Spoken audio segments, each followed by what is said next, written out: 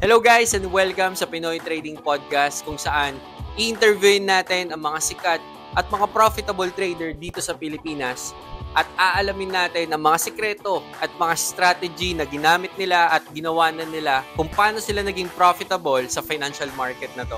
And our first guest sa podcast na to is very special dahil bukod sa napakadaming prop firm na ang naipasa nitong tao na to, isa ito sa mga taong nag-inspire sa akin na ituloy itong forex trading. Hindi ko napapatagalin pa. Let's go inside the podcast at kilalanin natin kung sino ba tong special guest natin na to at alamin kung ano yung sikreto niya. Let's go. Yeah, welcome sa podcast, sa Pinoy Trading Podcast. Ano ba yung pangalan mo? Taga saan ka? And paano ka napunta sa ganitong industry which is trading? Okay. Sige.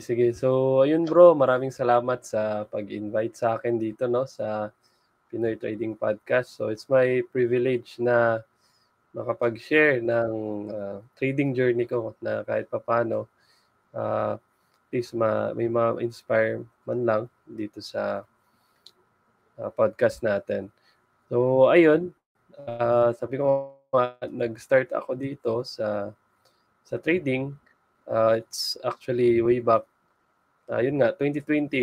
Ang story noon actually is, we all know, di ba, na pandemic nangyari, di ba? So, before ng pandemic, yung ginagawa ko actually is I'm into e-commerce.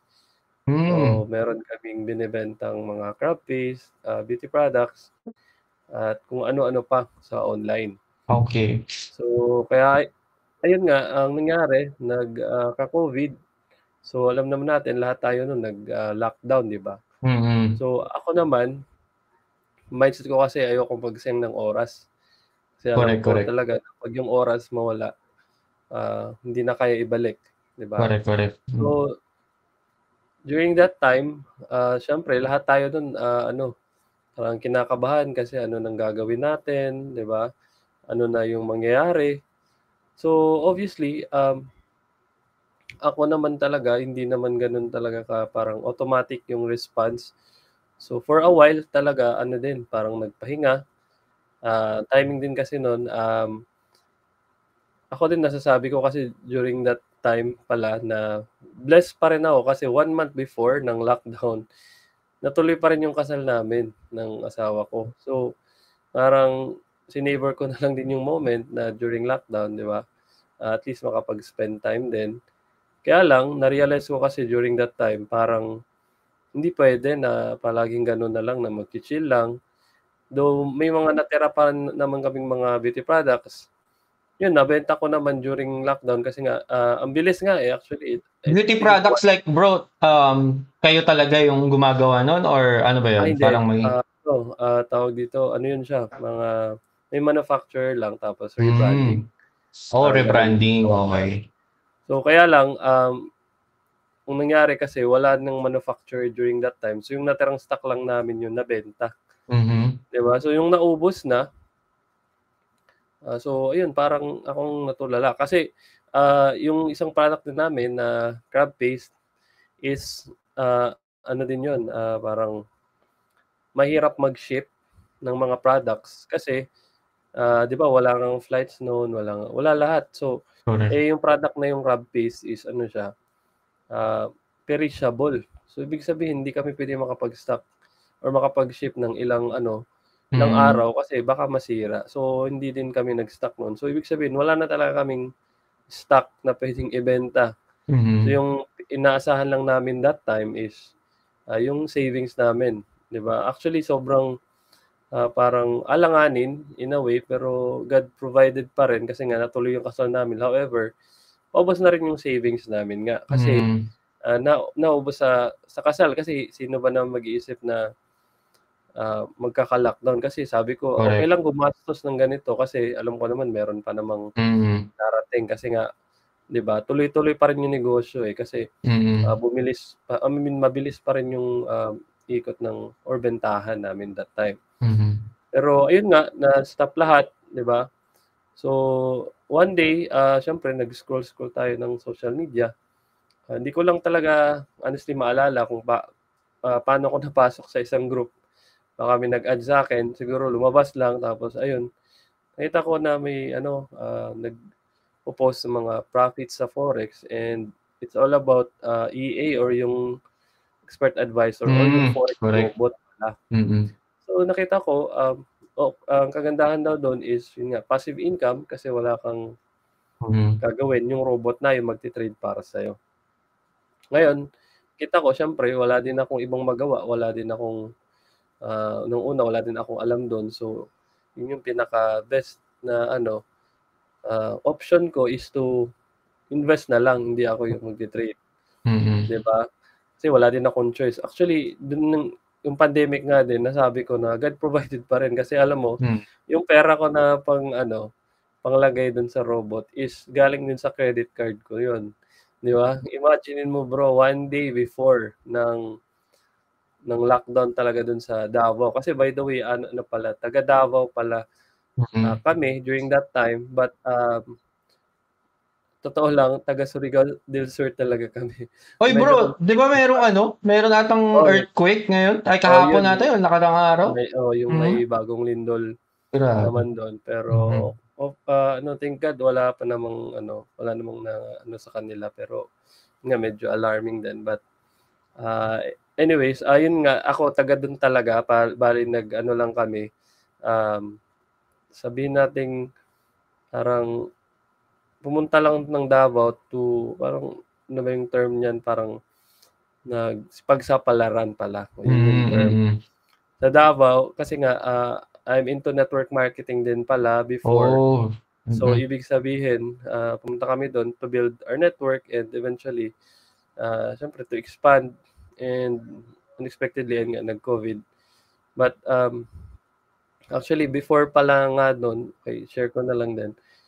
Short story ng after nag-network kasi nag-work pa ako, and while nag-work ako sa BPO, okay, so sino yung mga call center agents? Call center. Shout out sa mga call center agents. Shout out sa inyo guys. Mga bayani, di ba? Mga puyat na bayani. So Nagano din nag-try din ako ganyan kaso di ako magaling mag-English kaya hindi nila ako tinanggap. Ako naman sinwerte din na pumasa. Pero around 1 year lang. So kaya ayun nga, bali 1 year ng call center, but yun nga, 'di ba, after nung before ng lockdown e-commerce. So after kasi ng ng work. Actually hindi after, during my work pala nagbebenta na ako kasi honestly I was thinking talaga bago ako pumasok ng call center. Talaga hindi talaga yun yung end goal ko kasi gusto ko nga, alam ko naman na hindi siya yung end point ko nga kasi hindi siya yung desired ko na goal. So while doing call center, nagbebenta na ako, and up until na bumutok yung brand ko, yung sales, yun ako nag-e-commerce, and ayun nga, transition. Mga ilang taon ka nun, bro, that time, nung nag-network ka at saka nagko-call center ka?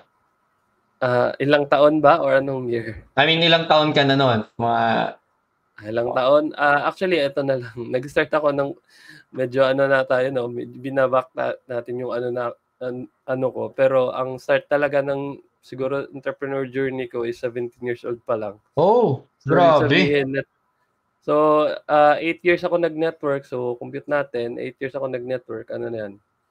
17 plus 8, that's 25, tama. 25. So around that time, nag-stop ako. Kasi, yun nga, siguro nahirapan and madaming mga challenges. Pero okay naman, actually, very thankful ako sa network marketing industry. Kasi kung hindi dahil doon, hindi din naman ako magiging ganito mag-isip, di ba? Ibig sabihin, yung mindset ko talaga doon, ako masabi ko doon ko na build yung yung mindset, network marketing journey ko. However, dumating sa point na medyo na yung network, kaya yun nga yung reason, nag-work ako for call center. Actually, somehow nag-network pa rin ako noon that time, pero siguro mas na-focus ako sa work, and eventually, since during that time, then I think it was 2018, 2019, nagbo-boom yung e-commerce sa Philippines, and medyo na ako, parang na-interesado kami. So yun, nagbebenta-benta kasi sanay naman na tayo, di ba, magbenta sa network marketing, sa mall, grocery, kape. medyo naman natin. Lahat yan actually, ako sabi ko pinagdaanan ko yan, door to door, person to person sales to, kumbaga Ako rin, bro. Grabe yan diba? yung experience ko dyan. Pero Alam thankful. natin, ilang years ka pala nag-network, bro? Yung network ko naman, bro, siguro nasa ano lang naman ako. Nasa mga 1 year lang ako na nag-network. Oh, okay. Pero overall, siguro nasa 2 years. Parang paputol-putol ata yun eh. And thankful din ako doon, katulad sa'yo, bro. So, sobrang thankful ako sa networking kasi sobrang na-mold niya yung mindset kasi. 'Di ba? Yung mindset na never give up, 'di ba? Yung mindset na kumbaga work smart, yung mga ganung klase ng mindset. So, yeah, sobrang nakaka-relate din ako doon. So, yun, sige, continue, bro. So, ayun nga, bali, very grateful ako doon na experience. However, ayun nga, siguro part of my growing up. So, nag-transition nga ako ng ibang business models. So, ayun nga, nag-start kami ng e-commerce. So, ang nangyari lang is, ayun nga, nag-pandemic. So, lahat tayo affected. So, ako naman, syempre, ayokong maging parang whiner or ayokong magreklamo, kumbaga. Na sabihin ko sarili ko na hindi ako nag-succeed dahil sa COVID, pandemic, blah, blah, blah. So, ayun, that was, hindi ko makalimutan, March 2020, doon na ako nag-start na mag-aral, mag-observe. Ano ba nangyari ano ba yung ginagawa dito sa Forex? Ano ba yung mga paraan paano kumita? So, during that time, yun nga, robot, I think it was 5 months. 5 months na nag-observe ako. But, the third month pala nun is parang may manual na pero demo lang. Parang ganon. And siguro, isa sa mga hindi ko makakalimutan pala, I think around 4 months yun, is yun yung parang siguro naging risk taker ako nun. Ewan ko ba nung pumasok sa isip ko. Kasi parang sabi ko, ang dali lang pala ng trading. Di ba? No? Parang lahat naman eh. Pagpasok dyan, parang dali lang, pipindot ka lang ng button sa cellphone mo or sa laptop mo, pwede ka nang kumita ng ganito kalaki. So, yun yung yun yung talagang unang maiisip mo no? Pag sa trading eh. Kasi imaginein mo, in demo ko, ang laki na ng income. So sabi ko, ang sayang naman yung effort ko kung real account sana to. Correct. Diba? Ang laki na sana ng income ko. So, ayun, sabi ko nga kanina, yung blessing nung pandemic din is dumating yung 2 credit card na yung isa in-applyan ko na una, nireject siya. Pero isa naman, hindi ko in-applyan pero dumating. Alam mo yun? Na-experience ko yung mga gano'n na parang bigla kang papadala ng credit card. Correct. Oo, na-experience ko yun. Diba? Siguro nakita nila, maganda yung record sa bank and everything. So, yeah, sabi ko naman, kasi na-shock ako, nung nag-apply ako, hindi ako in-approve. Nung hindi ako nag-apply, in-approve naman. Diba? Pero at least, diba, good news pa rin yun, diba? Sabi ko nga, puti na lang din, diba? Ganun yung nangyari. Imagine mo, pumunta pa kami sa hub talaga ng LBC para kunin lang yun kasi bukas wala nang delivery. Ganun kalala, bro. Yung pera ko nun, sakto-sakto lang talaga, siguro good for 1 month na lang. Grabe yun, no? Oo, kasi naka-pressure yun eh, pagka ganun. Oo, yung pera ko dun, good for 1 month na lang sa amin. Kasi nga, naubos ko nga sa kasal. Kasi sabi ko naman, may pagkatapos ng kasal, push lang natin yung product, ganyan. Anyways, yun nga. So, may extra pera na galing sa credit card. Sabi ko, baka ito ng paraan ni Lord para So, good news, in-invest ko siya. Story lang na parang, I think Monday yun nag-start, 50K. Ang 50K ko, in peso is naging 200,000 after 4 days. Okay, so wow siya talaga, di ba? Even ako napa-amaze. Kaya lang, on the 5th day, yung Friday, hindi ko alam, syempre market close, ang daming manipulation, hindi ko alam din that time, may news pala. Hindi ko lang naalala kung NFP ba yun, basta ang naalala ko talaga is, ang nangyari sa account ko that time is, bumalik sa 50,000 kasi kinat-close ko na. Diba? Manual yun, bro. Akala ko EA. Hindi, manual na yun. Manual yun. Okay. Kumbaga, ang nangyari kasi, meron akong in-invest sa EA na passive income, pero since naiinip nga ako kakatingin sa, diba, kasi diba, pag robot, monitor mo lang. So, wala kang, alam mo yun, siyempre, during pandemic, wala ka naman din magawa. Sabi ko, try ko na nga din mag-manual para, baka, lang sabihin ko yung EA ko kasi feeling ko kasi mas matalino ako sa robot eh. Alam mo. nagagawa ng robot, bakit hindi ko kaya? Alam mo yun? Yung thinking na yun. So, sabi ko, i-try ko nga manual. So, nangyari nga, kumita ko 200,000 pero binawi din. Nung nakita ko na parang nagbibiin na, ayoko naman mawala yung original capital. So, ayun, kinatlos ko na. So, good thing naman, BE lang siya. Di ba? Pero, ang nangyari dun, syempre, sayang yung di ba? Sayang yung profit. Di ba? Pero, ito naman yun, di ba? Sa manual. Pero after nun, actually, di pa ako nadala, di ba? Siyempre, paunti-unti, may mga manual pa rin, pero doon na yung talaga, hindi ko na nabawi, nasunog na talaga. Yung buong 50K, bro. Yung buong 50K. Oo, basta actually, ang good news lang naman doon is, after 3 months, kung maalala mo, nagbukas ulit yung mga airlines, di ba? So, may mga shipping na ulit. Correct. So, actually nga, kung isa sa mga milestone ko nga na-hit ko din during that time pero hindi to sa forex sa yun. Dun sa business mo yung crab. Yung crab ba yun, bro? Or yung mga sabon and sa crab this time. Actually, not to brag, pero na-feature pala ako sa napanood ko rin yun. Oo, napanood ko yun pwede nyo siyang panoorin sa YouTube. Or yung actually sa siya sa TFC. Medyo yun sa app yun siya na pero in-upload nila yun. Nasa page namin yung video. Basta ang isa sa mga ko na-feature kami kasi nga lumakas. So ibig sabihin kumita din naman ulit. So kasi parang naglaylo din ako for manual kasi nga i-focus ko din yung brand namin. So pero para makabawi, nangyari after ng kumita ng brand namin. So, yung part ng income ko doon, kinapital ko ulit sa manual. Unfortunately, yun, doon na nag-start yung mas malalaking sunog na talaga. Basta naalala ko, mga nasa 200 to 300,000 yung nasunog ko, manual trading. Diba? As a beginner yun pero yung EA ko din, actually, ang pinaka-worst pa nun, ang EA that time, around November ata yun. Actually, kasi 2 beses talaga ako nasunugan din sa robot. So parang hindi pa nadala ba in short. Kasi sabi ko baka lang. Magkasabay tayo doon, bro. Kasi 2 beses din ako. Diba? Alam na natin, kung sino yun. Oo, di ba? Either kulang yung capital or, di ba kasi sabi nila buffer is the key. Diba? Buffer is the key. Di ba? So baka sabi ko kulang siguro yung buffer ko or wrong timing. So, tinry ko ulit. Pero, ayun, nasunog ulit. Kaya parang, actually, during that time, medyo discouraged ako talaga sa trading that time kasi parang sabi ko, bad trip, sayang lang yung ininvest ko dito. Parang ilang months na kumikita ng, let's say, 10 to 20%.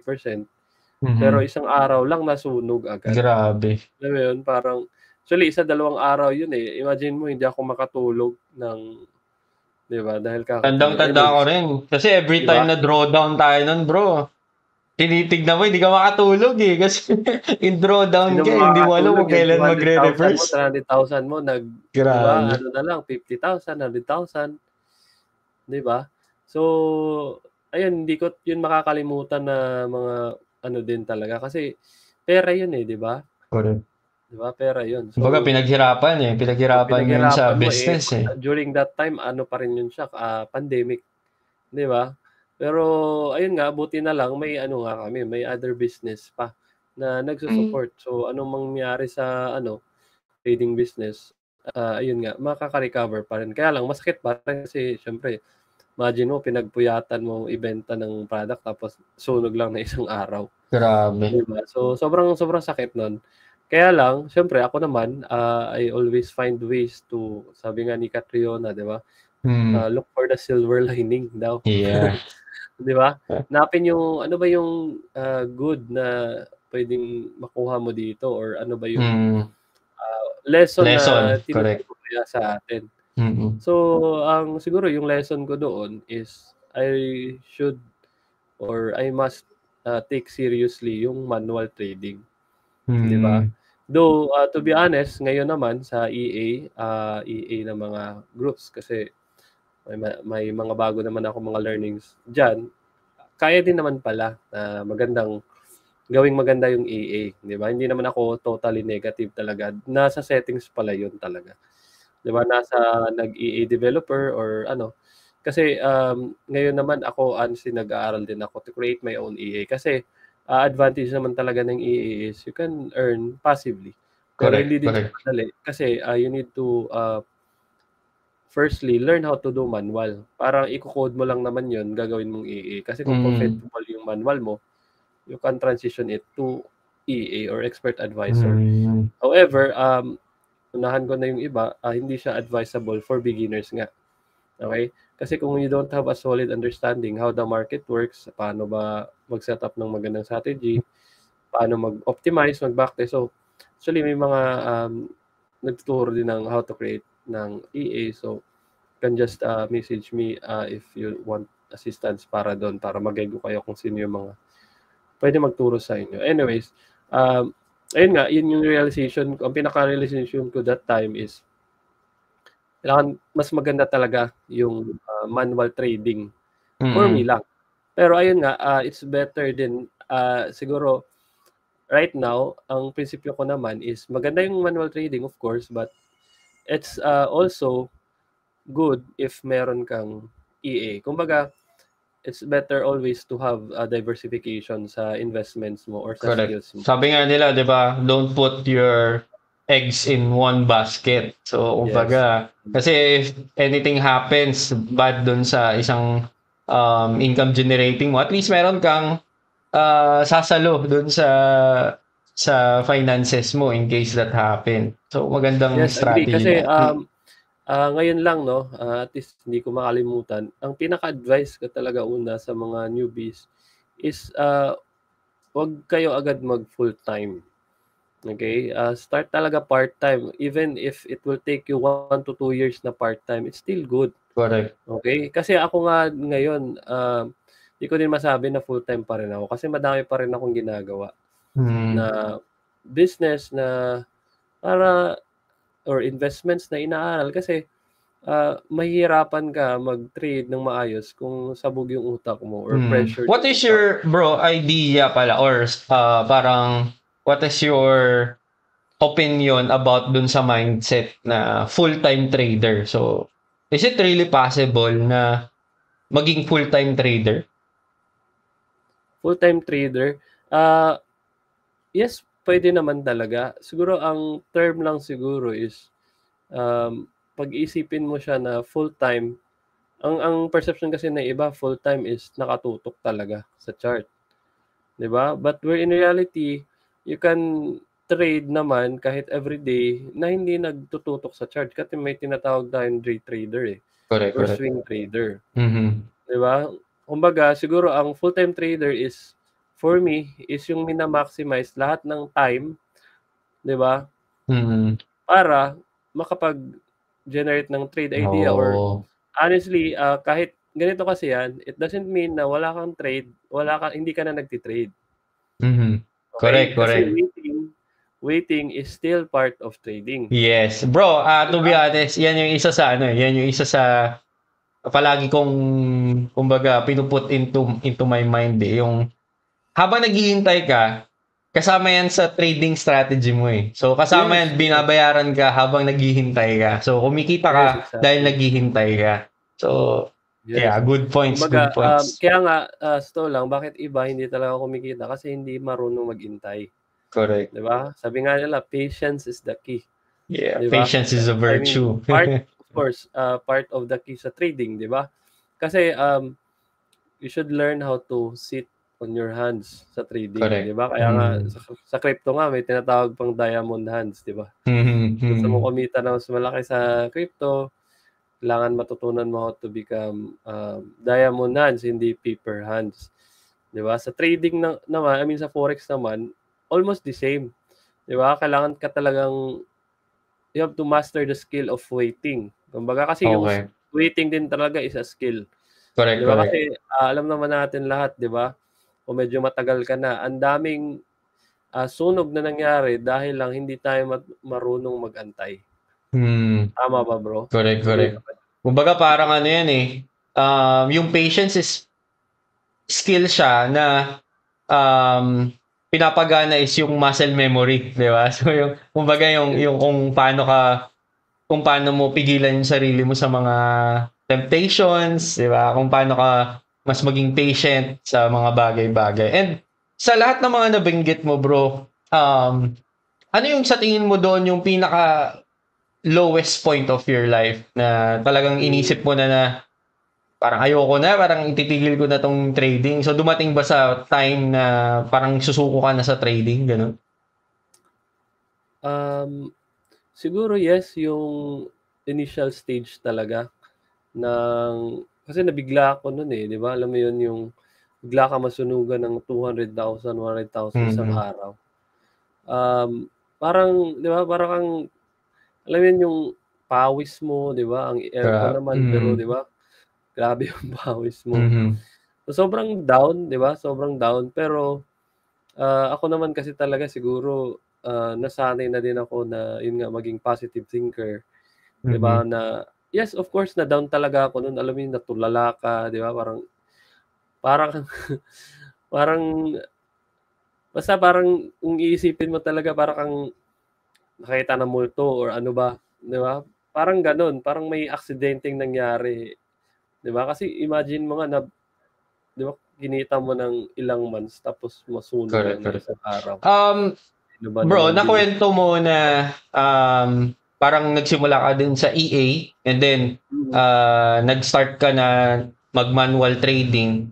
Um, Dumaan ka rin ba sa sa strategy hopping na tinatawag sa trading? Okay. Yes, of course, sa totoo lang, ang dami kong course na in-enrollan, Mhm. hindi lang foreigner, kahit yung mga Pinoy na mga nauna in-enrollan ko din 'yun. Kasi parang ako kasi, I always believe na yung shortcut to success is, 'di ba sabi nga nila, "There's no shortcut to success." Hmm, Ako naman, I believe there's a shortcut to success which is your mentor or correct. yung Having someone someone na to puwede magturo sa'yo how correct. to do these things, 'di ba? Kasi Totoo nga 'yan. kung isipin mo naman, yes, expense siya, 'di ba, Mm, gastos. mm. Kasi nga, nag-aaral ka, 'di ba? Pero, sa'kin kasi hindi siya gastos, hindi siya expense, it's an investment. Mm, mm. Kasi kahit sa Ang nakakatakot lang din diyan kasi bro 'no, may mga mentors na hindi pa naman talaga mentor, alam mo 'yun? Yun yung kasi hmm, may naranasan ako 'no, sa journey ko na meron akong binayaran na okey. mentor ko 'no. Ano naman, nagbigay naman siya ng insight niya, strategy niya, um, pero nawala na lang siya bigla, alam mo 'yun? Yung tipong Yun lang, yun yung yung problema. mga like, sabi niya magkakaroon siya ng group chat and all gano'n. Pero, parang mga 1 week pa lang nung nagbayad kami sa kanya is parang yun, hindi na siya nako-contact. Hanggang ngayon actually hindi ko na alam kung anong nangyayari sa kanya. So, Hmm, paano mo malalaman na, yung isang mentor o yung isang tao na nakikita mo ngayon sa social media is reliable at talagang mapagkakatiwalaan na puwedeng maging mentor mo? okey. So, siguro, for me, kung masasabi natin na magaling yung mentor or credible yung mentor, of course, kung may credentials siya, 'di ba? Hmm, What I mean by credentials, siguro for me ngayon lalo na kung sa era of, prop firms, mm. ideally, kung mentor talaga is at least may prop firm certificates na makikita Hmm, kasi, mm. ah, talking about prop firms kasi may rules kasi sila, 'di ba? May rules specifically yung drawdown rules, daily drawdown rules, maximum drawdown rules. So, if ikaw mismo hindi mo siya kayang ipasa, Mm, medyo alanganin. Kasi, hmm, siguro later part or, ayun ko i-share ko sa'yo na ano talaga, proponent talaga ako ng mga prop firms. Kasi, mm, mm, ah, most of the time bakit nasusunugan yung mga, newbie traders sa forex is lack of capital.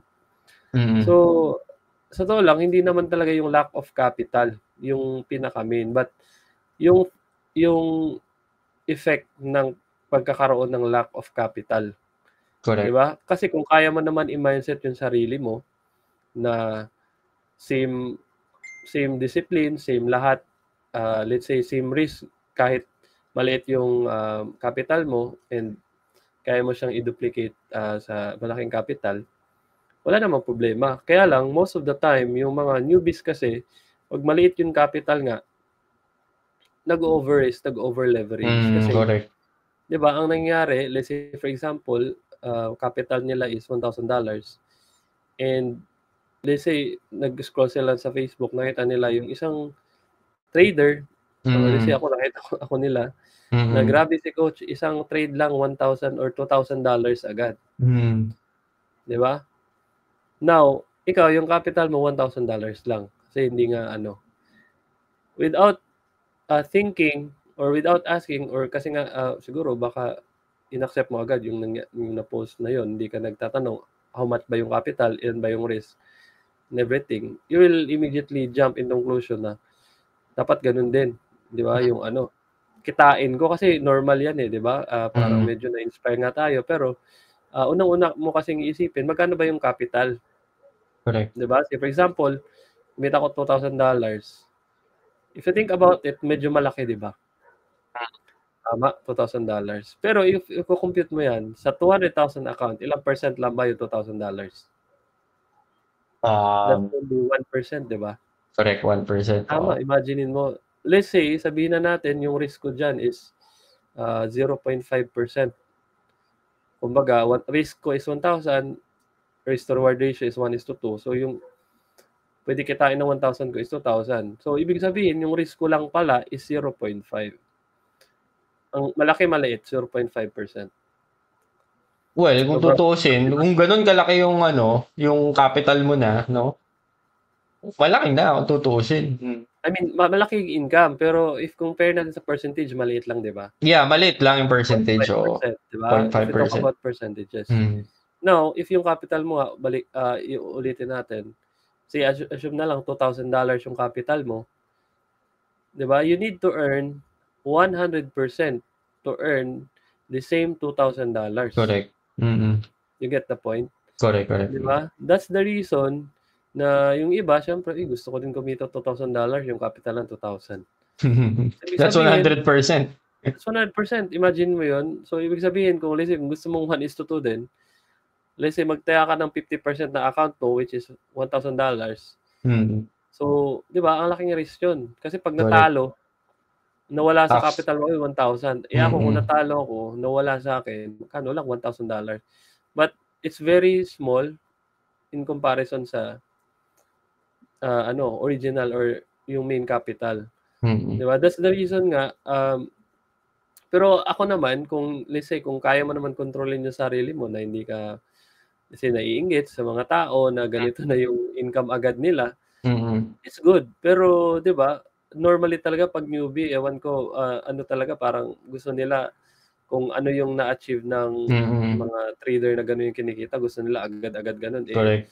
Sa totoo lang, nagsimula din ako, siguro, initial open account ko is $200.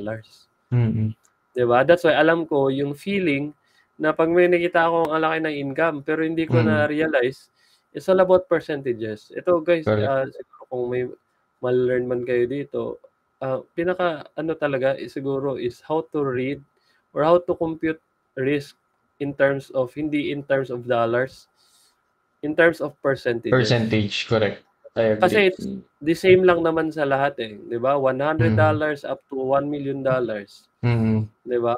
Yung scaling, it's still the same. Kaya lang, iba kasi focus masyado sa dollar value, dollar amount. So, wag ka nun mag-focus. Di ba? Kasi tayo naman, kasi let's say ako kumita ko 0.5 o 1%.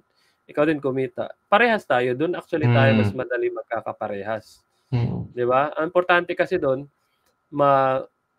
duplicate mo or ma-master mo muna yung small account with the same percentages kasi lang, in summary, yung prop firm challenges naman is just proportional lang yan lahat. Actually, shortcut ko nga yung tip na lang sa prop firm, start ka lang ng 5K or 10K. Ang kinita mo doon, mo lang, i-reinvest. Correct. I-apply mo lang. Siguro, actually, sa to lang, yung ginagawa ko, hindi naman talaga ganun ka hirap gawin. It's just that may tinatawag na time factor. 'Di ba? Kasi imagine mo nga, nag-start ako 2020, next year mag-24, mag 4 years na kasi 2024. Mm. So, as cliche as they sound na do not compare your chapter 1, Yeah. chapter To others 20, chapter pero 20. Yeah. it's reality, di ba? Kasi ako somehow masabi ko naman na I somehow deserve this, di ba? Kasi nga, hindi ako nag-give up during that time Correct. na halos, alam mo yun yung parang pera mo na actually, credit card nga yung ginamit ko that time, tapos may iba pang tinaya ko. Kung ikaw siguro nun mawala ka, maubusan ka ng pera, para ka na sigurong ayoko na, di ba? Mm. Scam pala siguro tong Forex, di ba? Ang hirap naman.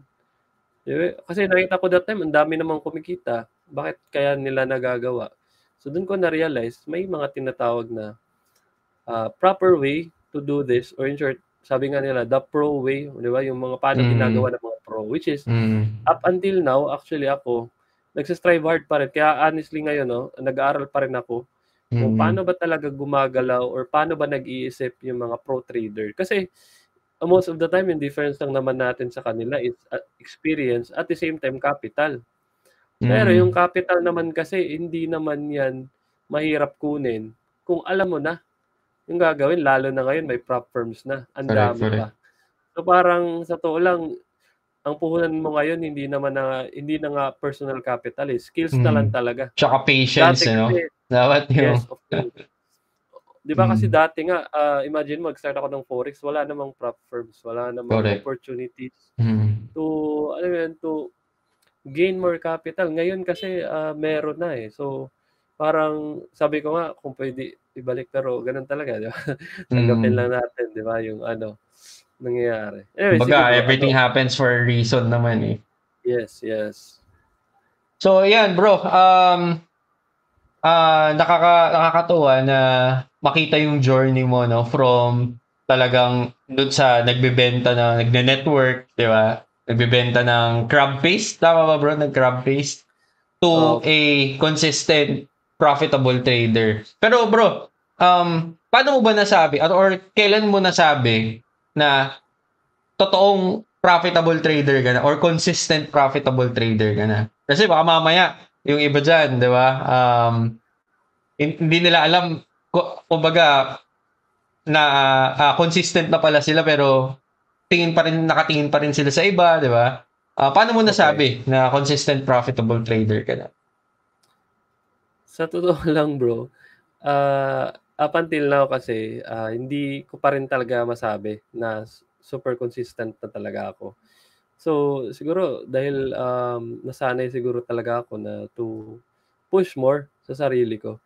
'Di ba na di kasi ako kasi ayoko sabihin na gano'n kasi parang pag sinabi ko na gano'n na, may thinking ako na pwede na ako mag-lie low, mag-relax, hindi na ako mag-aaral. So, sa tingin ko lang, there's nothing wrong kung sabihin mo na hindi ka pa gano'n consistent as long as you still apply yung dapat mong gawin. 'Di ba? Kasi the result will speak for itself 'Di ba? Siguro ang results na magsasabi sa iyo na Talking about result, bro. Talking about result. Magkano na ba ang kinita ni Sir Jade De Los Santos sa trading? Oops, BIR. Ayun, nakakatakot. Siguro, yun na, di ba? Siguro sa mga... Like, pinakamalaki siguro, like, for example, pinakamalaking kinita ni Jade De Los Santos sa isang buwan, parang gano'n. Sa mga more than 7 figures. Wow, grabe. Tapos yan pa yung sinasabi na hindi pa consistent profitable. Grabe. Hindi, siguro, kasi, ang mahirap siguro kasi sa trading is yung psychology. Correct. Alam mo yun, yung how do you stay focused, di ba, na syempre mahirap kasi pag isip na yung pag pinag-usapan kasi syempre hindi lang kasi trading yung buhay natin, di ba? Meron pa tayong ibang problema, may mga concerns pa. So, as much as possible, yung mga ganong bagay na yun, hindi dapat siya makaka-affect sa performance mo.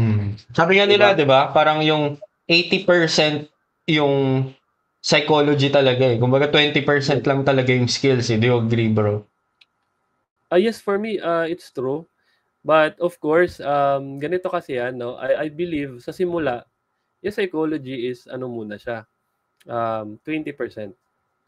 Okay? Mhm. So sa simula, 20% muna yung psychology. Bakit 20% muna? Kasi ganito yan. Useless yung psychology mo kung pangit yung strategy mo. Tama naman. Ibig Correct sabihin, naman. kung wala kang edge over the markets, talo ka pa rin, di ba? Parang useless kasi, you analyze your losses. Parang minimize mo yung sarili mo na okay lang natalo. Honestly, hindi okay natalo ka. Kasi bakit? Hindi mo nga binacktest yung strategy mo, parang Mm, tsama-tsama. mm. Pero if na-backtest mo na, parang siguro in-overhaul mo na, chinek mo na talaga lahat, tapos tama naman lahat yung execution and everything, Mm, pero natalo pa rin, hindi mo na kasalanan yun. It's the market na talaga. Kasi mm, nga, market is uncertain. It's all about probability. Di ba? Kahit mm. ako naman, hindi ko napipredict yung market. I'll just play with the numbers. Di ba? Correct. But the thing is, ayun nga, balik tayo. Sa simula, you need to focus on the strategy first. Kaya nga siguro, at start, nag-strategy hopping ako. And for me, there's nothing wrong din mag-strategy hopping, lalo kung beginner ka. Kasi, it's part of the journey. Kasi hindi mo din ma-identify ano ba yung nag-work sa'yo kung hindi ka Correct. nag-aaral din ng mga bago. Totoo I mean, yan. always remember, sa training, di ba, or anything na aaralin mo, di ba, sabi nga, para lang kumakain ka lang ng isda. Di ba? You eat the flesh, you spit out the bones. Di ba? Kung ano yung sa tingin mo, makukuha mo, magagamit mo on your own, or I mean, in your trading style, in your trading personality, yun yung gamitin mo. Pero kung hindi, wag mong gamitin just because ginagamit ni ganito or ni ganyan. Mm, Diba? Kasi ako, ganito bro. Ako, siguro, 5% ako more on fundamentals, pero 95% ako technicals. Now, the mm. thing is, ayun, yun ba yung pinaka-best style ng trading? Hindi. Di ba? Kasi nga, may mga alam din ako na 95% funda, 5% na yung technical. Sino ba yung tama? Actually, wala namang tama, walang mali. Correct. Exactly. Kasi nga, it's all about ano ba yung swak sa personality mo. Kasi baka naman yung 95% funda, swing trader siya, which is mostly talaga ng funda is swing traders. Mm, Kasi nga, siguro busy sila or may other business sila, mm. gusto nila more time with family. So it depends sa preference. Okay? Kumbaga, again, the true edge for me kasi din, after the trading system and everything, is yung trader talaga. Kasi nga, no matter what, no matter, let's say, sabihin natin, ako SMC, ikaw SMC, or sino ba yung SMC, ito lang, kahit same pa yung setup natin, but in a series of trades, most of the time, meron talaga yung variations or may pagkakaiba talaga yan. Kasi, Correct. Mm, what if, gising ako, ikaw tulog, or tulog ako, mm, ikaw mm, gising. So, paano magkakapareho? Kahit same setup, kahit same everything. Kasi minsan, di ba, natatamad tayo kasi mm. or let's say emotional tayo, 'di ba? Baka affected ka sa Katniel na Mm. issue or what. Ako wala naman akong pakialam no'n, 'di ba? Or Mm. siguro somehow sige na-affected na lang kasi ako din nanonood din ako ng mga ano nila, 'di ba? Nakichismis Mga ka rin pala, pelikula ah. or 'di ba what I mean is iba-iba kasi yung response natin on a daily basis sa market. So, Mm. ibig sabihin yung strategy is just secondary. It's not everything, Okay. 'di ba? But Pero again, yun nga, katulad ng sinabi mo bro, no? Sa unang part ng journey mo as a trader, 80% pa rin talaga yung strategy. Kumbaga, yes, yes, yes. kailangan mo ma-build muna talaga yung edge mo sa market Yes. before mo i-work out yung psychology mo. Di Yes, ba? bro. Yun talaga Mm, yung, for me, unang focus mo. As a beginner, you need to master, of course, you need to master the basics. Di correct. ba? Kahit support resistance pa yan, wala akong alam na hindi dumaan dyan. Kasi Correct, correct. later on, you will realize, most of the terms, like for example, support, is just another term for demand. Correct, correct. Supply is just another Mm, term for resistance. Di ba? mm, May iba na bearish order block or bullish order mm. block. Almost the same, but still the concept is relevant or I mean similar. Pareho lang. Ngayon, sabi ko nga, for me, ito lang naman sa experience ko, bago ko na-conclude lahat-lahat na dapat gawin, dumaan kasi ako dun eh, 'di ba? Kaya nga siguro, as you know, 'di ba, most of na magsasabi na it will take 1 to 2 years minimum bago kumita. Kasi you need to undergo that process most of the time.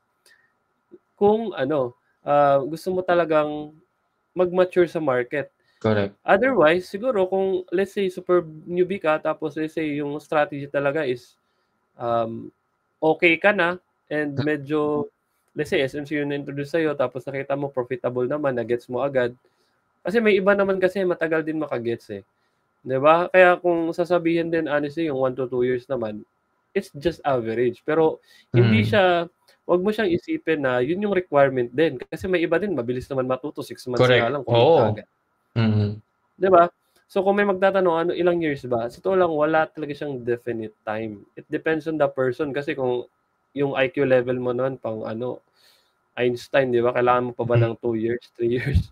Hindi na, 'di ba? Ilang months lang. Parang isa pa sa naisip kong or based naman ito sa mga nakikita ko, no? Kasi talagang laman din ako ng YouTube kakanood ng mga podcast, ng mga ibang influencers na nagtitrade, no? Pero based sa mga nakikita ko sa kanila, most of those influencers talaga na profitable na is yung mga tao na hindi nila ginagawang komplikado yung strategy nila. Yes. Hindi ko alam kung nag-make sense pero isa rin yun kasi sa naging mindset ko na tigilan mo na maging komplikado sa pag-create mo ng strategy mo, sa pag-entry mo. Kasi it's either up or down lang naman yan eh. Diba? Tama. So basta meron kang alam na sa tingin mo na nagme-make sense sa'yo yung strategy na yun na, i-test mo, backtest mo. And then if you think swak siya sa personality mo or dun sa kung the way ka mag-approach ng market, and then gawin mo yun consistently, at least kahit mga 3 to 6 months, ganun. Pero ako, siguro I think 6 months yung pinaka-best para makita mo na para sa'yo talaga yung strategy. So yun yung mga nakikita ko. Anong idea mo, anong thoughts mo dun sa simple strategy talaga na gano'n? Yes, tama bro. Actually, the simpler the better. Diba? Kaya lang, ayun nga, sabi ko, siguro, huwag mo masyadong anuhin yung sarili mo if ever dumating ka sa point na nag-strategy hopping. Kasi, in my opinion kasi bago din siya naging simple, komplikado muna siya. Correct. Diba? Kasi parang mahirapan ka i-simplify eh. Para lang, naalala ko lang dati sa, diba? Hindi naman ako ganun kagaling sa math, pero most of the time, diba, yung mga question is simplify. Diba? Pero bago yung simplify, it's a very kailangan alam mo muna.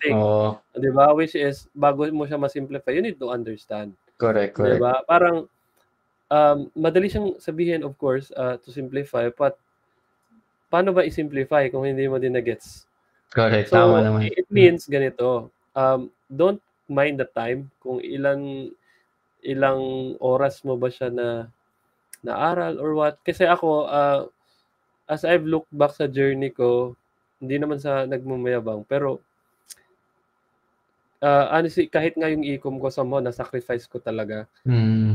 Just for this trading. Kasi, alam ko kasi the more time I give dito, lalo na sa simula, mas madali ko siyang makukuha. Kasi ang problema kasi sa iba, nagrereklamo agad na, uy, ang tagal ko na sa trading, 1 year, 2 years, or even 3 years na. Ang tanong, sa 3 years na yun, ilang hours ba talaga per day?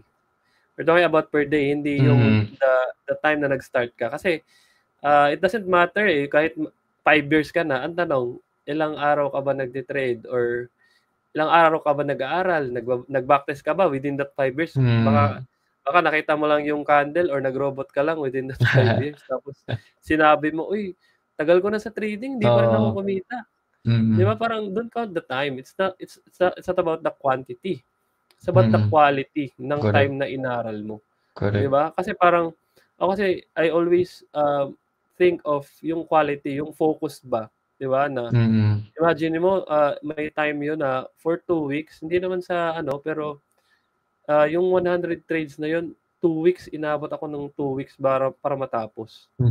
Backtesting. Ang tanong, gusto mo ng results ko, kaya mo ba na mag-focus 100 trades mano-mano, paulit-ulit, manual ilagay sa Excel, isusulat, i-check yung trade. 'Di ba? Hindi naman sa pero that's the reality. Hindi din naging madali sa akin yung journey. Even until now, kasi nagba-backtest pa rin ako. Bumipingi pa nga ako ng bagong course ngayon eh. Basta nakita ko lang na may value. Kasi alam ko naman, isang trade lang yun. Alam mo yun. So, Pare-pareho pangalawa, lang. yes, tapos pangalawa, yung hindi ko kinakount yung time na nag-aaral ako. Kasi alam ko, one day, this will all make sense. Correct, This will correct. all result in, of course, maganda. Correct. Talaga Pero na. ano bro, ano yung may consider mo yung sarili mo na type of trader? Kasi di ba may iba't iba klase ng trader. Merong scalper, merong swing trader, merong day trader. Ayun, ano naman, paano mo may consider as type of trader yung sarili mo? Okay. So ako naman, nag-start ako as scalper talaga. In fact, nag 1 minute pa nga ako eh. Oo, 1 isa minute ako sa with hybrid. estudyante mo noon eh. And in fact, sa totoo lang, yun yung siguro mga time na naging fake guru ako that time. Kasi masasabi ko na hindi pa ako ganun kagaling. Pero nagturo na agad ako. Pero ang reasoning ko kasi doon, of course, aside sa extra income, I believe kasi the more you teach something, Yeah, mas madali mo exactly. siya maintindihan. Correct. Pero awan ng Diyos, may naniwala. So pasensya na sa mga naniwala sa akin noon that time na baguhan pa lang ako. Pero that time naman, okay naman yung win rate. Okay naman. Oo, actually, isa ako Pero, sa ano mo nun eh. Yun nga lang, ang nakita ko talaga doon yung time na yun is, yung hindi ka pa nagsiset ng SL noon, di ba? Naalala ko, yes. wala pa Actually, S. naalala ko kasi, kung if you remember, wala pa kasing prop firm noon. Correct. Di ba? Kasi nag-iba ako ng approach nung dumating na medyo kalakasan na ng prop na sabi ko, hindi ako papasa nito pag ganito yung approach ko. Kasi parang pang ano lang yun eh, pang manual, pang personal account. Okay kasi yung, so lang, may mga trick kasi na lalo na kung personal account, kasi wala namang rules yung personal account eh. Kaya nga, kung makikita mo, yung mga EA, most of the time, martingale, may nagsusurvive naman with the right timing. Actually, medyo nakuha ko kasi yon yung mga tamang timpla doon na paano din siya, how to safely navigate yung style na yun. Kaya lang, na-realize ko kasi hindi siya applicable sa mga super newbie na parang in short applicable siya sa akin lang. Kasi wala kang SL, pamabilisan, very low time frame. Paano na yung iba na swing trader, day trader? So I need to kumbaga adjust. Kasi ang tinuro ko lang din naman nun is yung ako mismo ginagamit ko or swak sa personality ko. Hindi ko na-realize na hindi pala siya pwede sa lahat. So kaya ayun, eventually nag-aral ako na ibang style. And ngayon, most of my trades is around day trading na. So you consider yourself as day trader na talaga? More on day trader, pero lang, nag-scalp pa rin ako if minsan may nakikita akong maganda ang setup and willing naman ako mag-risk. Kasi ngayon, lang, every time mag-trade ako, hindi na ako medyo nasasaktan pag natatalo ako. Correct. Siguro manhid na. Kaya parang kahit mag-scalp ako tapos natalo, okay lang. 'Di ba kasi computed ko naman lahat. Kaya lang ayun nga, hindi din siya para sa lahat. Siguro kung masatanong mo ko, ano ba yung magandang trading style? Ideal pala talaga for me magsimula muna sa swing. 'Di ba? Swing Trading talaga. pababa ng time frame. And kahit nga lang, kahit day trading lang kasi siguro based on experience. Ako kasi parang naging love ko na yung trading. Kaya kahit totoo lang kahit magbabad ako sa chart buong araw while let's say isang screen ko na open lang yung chart, nag-aabang ng scalping opportunities, tapos yung isa nanonood ng training or minsan nag-YouTube, nag-Netflix. Parang okay na ako doon na lifestyle. Kaya lang ang problema may iba syempre may work, 'di ba? So ideally maganda na yun nga swing trading tsaka day trading kasi pwede ka lang naman mag-set ng mga pending orders. Correct. Diba? Kasi as a coach kasi sa totoo lang, I am studying din. Ano ba yung magandang i-recommend sa majority, kumbaga, mga traders. na hindi din talaga afford na mag full time. Kasi ako siguro iba kasi yung mindset ko talaga pag may gusto akong gawin, parang it's all or nothing, parang ganun. Pero parang it's 0 or 100 ako always, 'di ba? Dati pa yan sa network. 'di ba? Kaya lang hindi talaga I mean sa forex pala din hindi din siya gano'n ka-applicable, like yun nga yung term na full-time trading kasi the more din na nagfo-full-time ka nga, na ibig sabihin parang tinitignan mo kada galaw ng ano, every second, every minute, Mm. nais kang makita na chart. Yeah.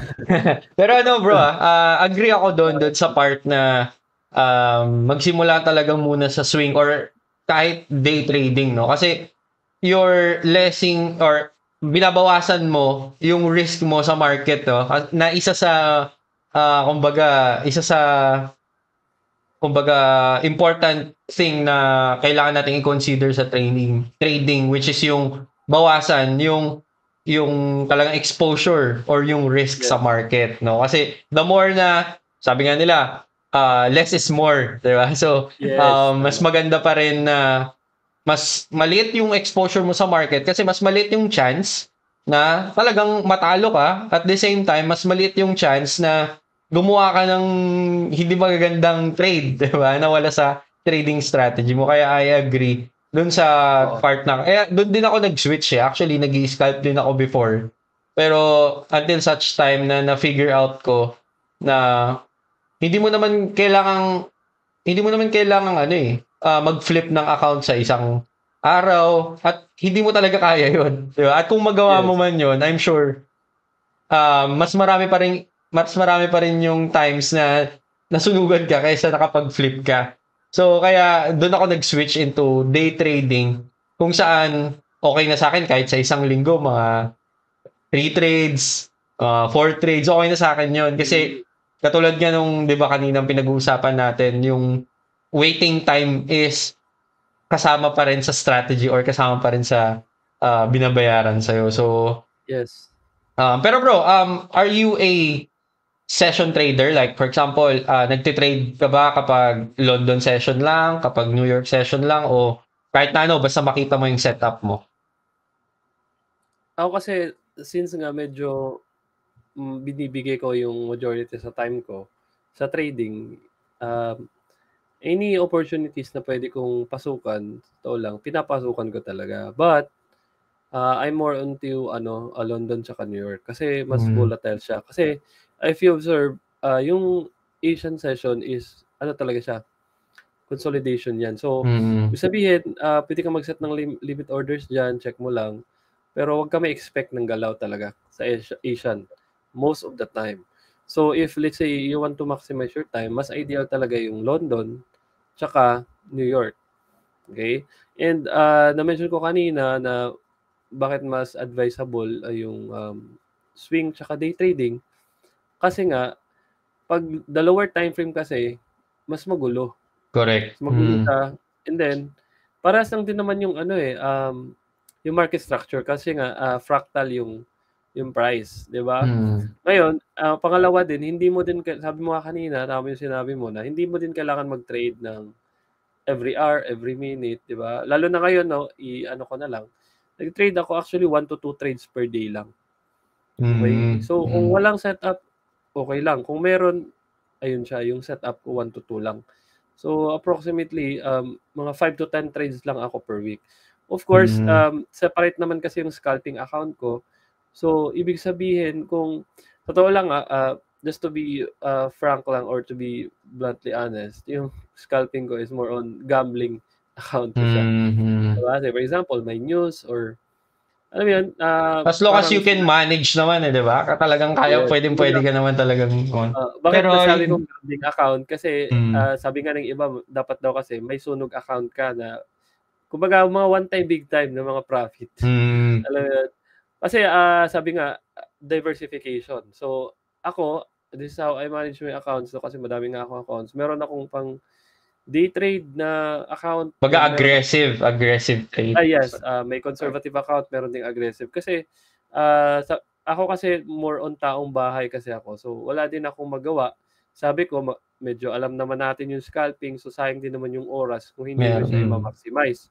Pero sabi ko nga hindi siya advisable for beginners lalo na kung wala kang time. Kasi kung wala Correct. kang time, tapos nag-scalp ka, let's say magdu-duty ka na ng, kasi, nag-break ka lang ng 15 minutes tapos nag-scalp ka tapos 'di ba? Nag-floating pa Mm. yung trade mo. Tapos nag-duty ka na, bawal yung cellphone. Eh, pag okay Yun sana wala. kung malagyan mo ng SL, 'di ba? Pero pag Nag-TP hindi, na lang. Kapag hindi, dire-diretso ka na. balik mo yan, o di power, 'di ba? Correct. Gano'n Ayan, siya. nabanggit mo na rin na nasa like 5 trades ka, no? Average a week, bro, tama? Yes, yes. How 1 per about day, gano'n. paano ka naman nagde-deal ng drawdown kapag nasa time na drawdown, nagdo-drawdown ka rin ba or paano kapag nasa drawdown ka na, malaking drawdown ka, ano ang ginagawa mo or paano mo yun nilalabanan? Ganun. Okay, so of course nagdo-drawdown pa rin ako, 'di ba? Hanggang ngayon hindi naman lahat ng trades ko panalo. It's just, most of the time mas malaki lang talaga yung panalo ko sa talo. 'Di ba kaya nga may tinatawag na concept ng risk to reward ratio. So, pero unahan ko na kayo, style ko naman hindi 1:5 nga, hindi 1:10. Pero again, there's nothing wrong talaga sa mas malaking RR kasi ang dami ko naman nakitang magagaling din mag-manage ng trade. Sa akin lang naman more on 1:2. Minsanan nga lang din ako mag 1:3, depende na lang sa ano kasi nga day trade, 'di ba? Kasi kinakat ko pala yung trade ko, most of the time 'no, kung medyo alanganin, let's say 12 PM, before 12 midnight, profit or loss or drawdown man 'yan, kakat ko na 'yan. Kasi may tinatawag na rollover, alam mo 'yun, yung rollover na 'yun, pangalawa and swap. Yung rollover pala is nga kung tight yung stop loss mo, alanganin ka din. Kasi lalaki yung spread during, madaling araw. Madaling araw. Pangalawa, may mga araw, I think Wednesday, Thursday, Friday, most of the time nagta-times 3 yung swap. Depende Kapag sa yung overnight trades yun, or bro, tama? yes, overnight trades. Kasi most of the time ano yun, for swing traders. Pero kung may iba naman kasing swing traders na swap free yung account. So, depende siya sa Type ano nga. So, of ng course, kung swing trader ka, dapat kunin mo yung swap free correct. para wala kang charge. But, ayun nga, sa case ko naman is day trading. So, ayun, hindi ko siya pinapa-hold ng ano. So, sa drawdown naman, ang ginagawa ko lang naman, 'di ba sabi ko nga kung drawdown or profit, kakat ko. Sa drawdown, let's say nagdo-drawdown ako ng 5%, most of the time, binababaan ko yung risk para medyo humaba yung buhay. Say for example, yung risk ko normally kung nasa BE, let's say 1% or 2%, depende sa profit. Ganun yung risk ko. Kasi sa totoo lang, no, just be transparent. Medyo ano kasi ako medyo aggressive ako. When it comes, ito pala, para hindi malito yung iba. Ito kasi most of that, ang tinitrade ko kasi ngayon hindi personal account. I mean, may personal account pa rin ako, pero hindi ganun kalaki compared sa ano ko, sa prop firm accounts. Okay? Now, if may idea kasi sa prop firms, yung challenge kasi, hindi pa naman talaga yan live account. Kahit nga actually yung funded account hindi naman talaga, 'di ba? Alam naman natin yun na hindi siya talaga funded account ng ano, it's just a simulated funded account. Ibig sabihin, yung challenge mo is, I mean, in my case, ang ina-approach ko sa challenge, I want to pass it as soon as possible. Okay? So, I don't care kung let's say ma-breach man yan kasi just to be transparent again, ang dami ko din na-fail na challenges. Even up until now, may nafi-fail pa rin ako mga challenges. Hindi kasi nga ako 100% win rate, but I make sure na once pumasa yan, una, syempre, first step ko is makuha yung refund. Di ba? Correct. Ngayon, kung aggressive ako sa challenge, sa funded, medyo conservative. Di ba? 1 to 2%, 2 to 3%, or even 5%. Chill na ako doon. Kasi imagine mo, maka 5% ka sa 200K account. Magkano na yon? Correct. Malaki na. So, ganun lang yung approach ko. Ito, just kung golden nuggets ba term nito? You can try to research kung ano ba yung term na to. Or narinig mo na ba tong term na to, Ano challenge ba? to payout ratio? Challenge, Narinig mo? sorry. Challenge Challenge to, to payout ratio. parang hindi pa. Pero Hindi parang, pa. meron akong idea pero baka mali. Ah, So, okay. Para actually very understandable yung term. No? Actually, this is applicable sa mga prop firm traders, sa mga mhm. nakikinig dyan. You can research yung challenge to payout ratio. Ibig sabihin nun, magkano yung na-spend mo sa challenge in comparison sa payout mo. So for Mhm. example, nag-spend ka ng $2,000. Let's say sa challenge, let's say 4 na 200k account. Or let's say 8 100k account, sabihin na natin. Hmm. Pero yung payout mo sa 8 challenges na yon is let's say $8,000. Mm. 'Di ba? Of course, may na-fail ka diyan, 'di ba? Pero if you compute 2,000 yung ginastos mo, na-payout ka ng 8,000, magkano yung nabalik sa'yo? Net profit ka ng 6,000. Question, pwede ba? Pwede ba yun? That's 1:4 ratio. Tama? Parang RR lang din. Pwede, no? 1:4 Oo. ratio. Yung risk mo is $2,000. Naging 8,000. Okay, so Pwede. Mm. hindi ko na masyadong i-expound if yan kasi na concept, tinuturo ko yan sa mentorship ko. Oo. Pero at least may idea kayo kung ano bang difference Pagdating yung sa meron. prop na yan, no? Yung strategy pagdating sa prop firm. Yes. Though, Mm. siguro bigyan lang kita ng idea para actually very understandable talaga yung sinabi ko. But obviously, kung wala kang edge, wala kang magandang strategy, hindi mo siya mapapagana, yung setup na yun. Correct. Okay? Kasi more on sniper entries. High quality trades lang iti-trade mo. So kung hindi mo din makontrol yung sarili mo, nagtitake up pa rin ng trade na alanganin, hindi mo din siya magigets. Mm. 'Di ba? So obviously, easier said than done, madaling explain pero mahirap siyang gawin, to be honest. But you get the point.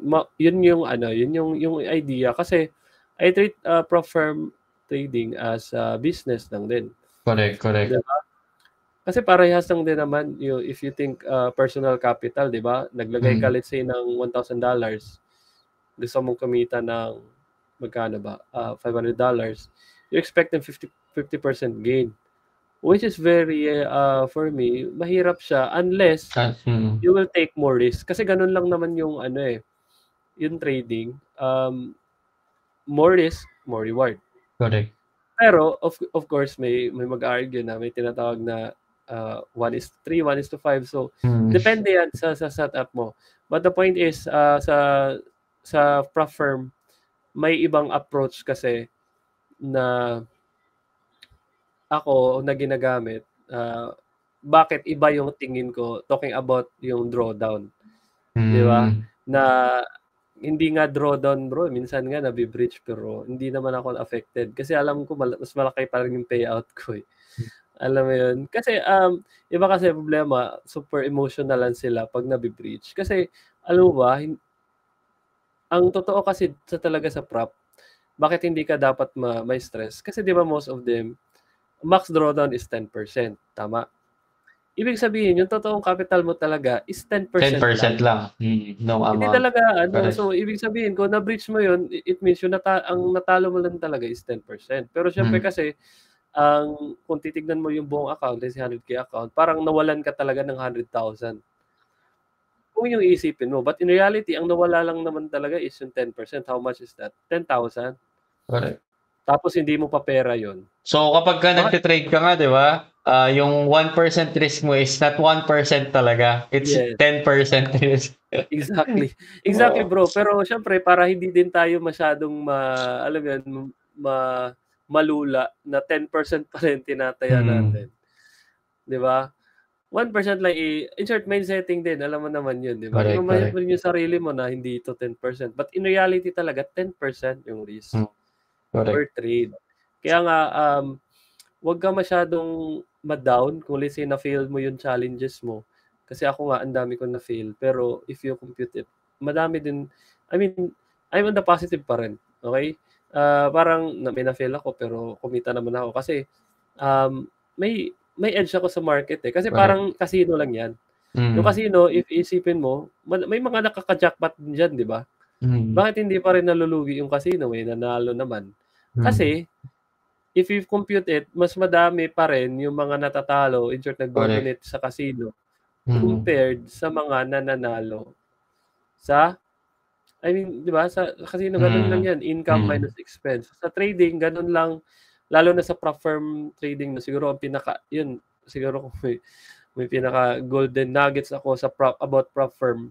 'Pag nag-fail ka, 'wag mo lang masyadong dibdibin kasi 'pag nag-payout ka, sulit na bawing-bawi sulit. yan, Totoo 'di yan. ba? Actually, yun lang naman siguro yung highlight sa mentorship ko kasi bibigyan kita ng computation, paano ba talaga nagwo-work, paano ba magandang setup, in short, paano gawing magandang business yung prop firm.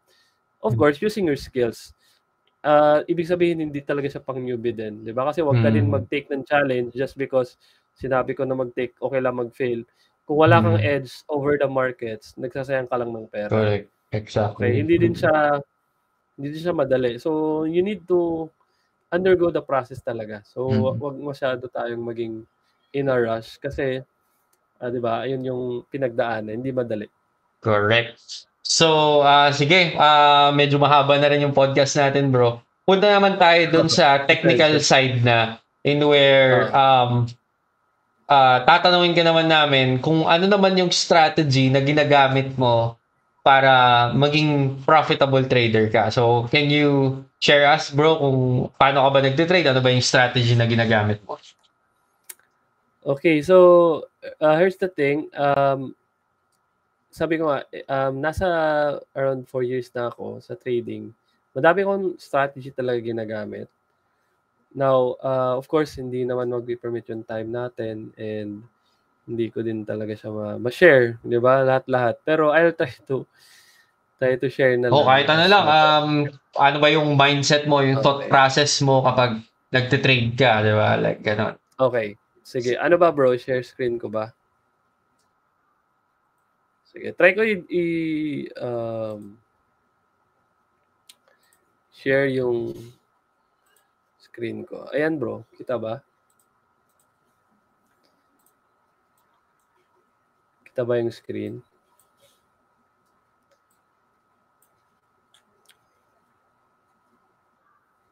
Okay. Sige, so ito naman sa strategy ko,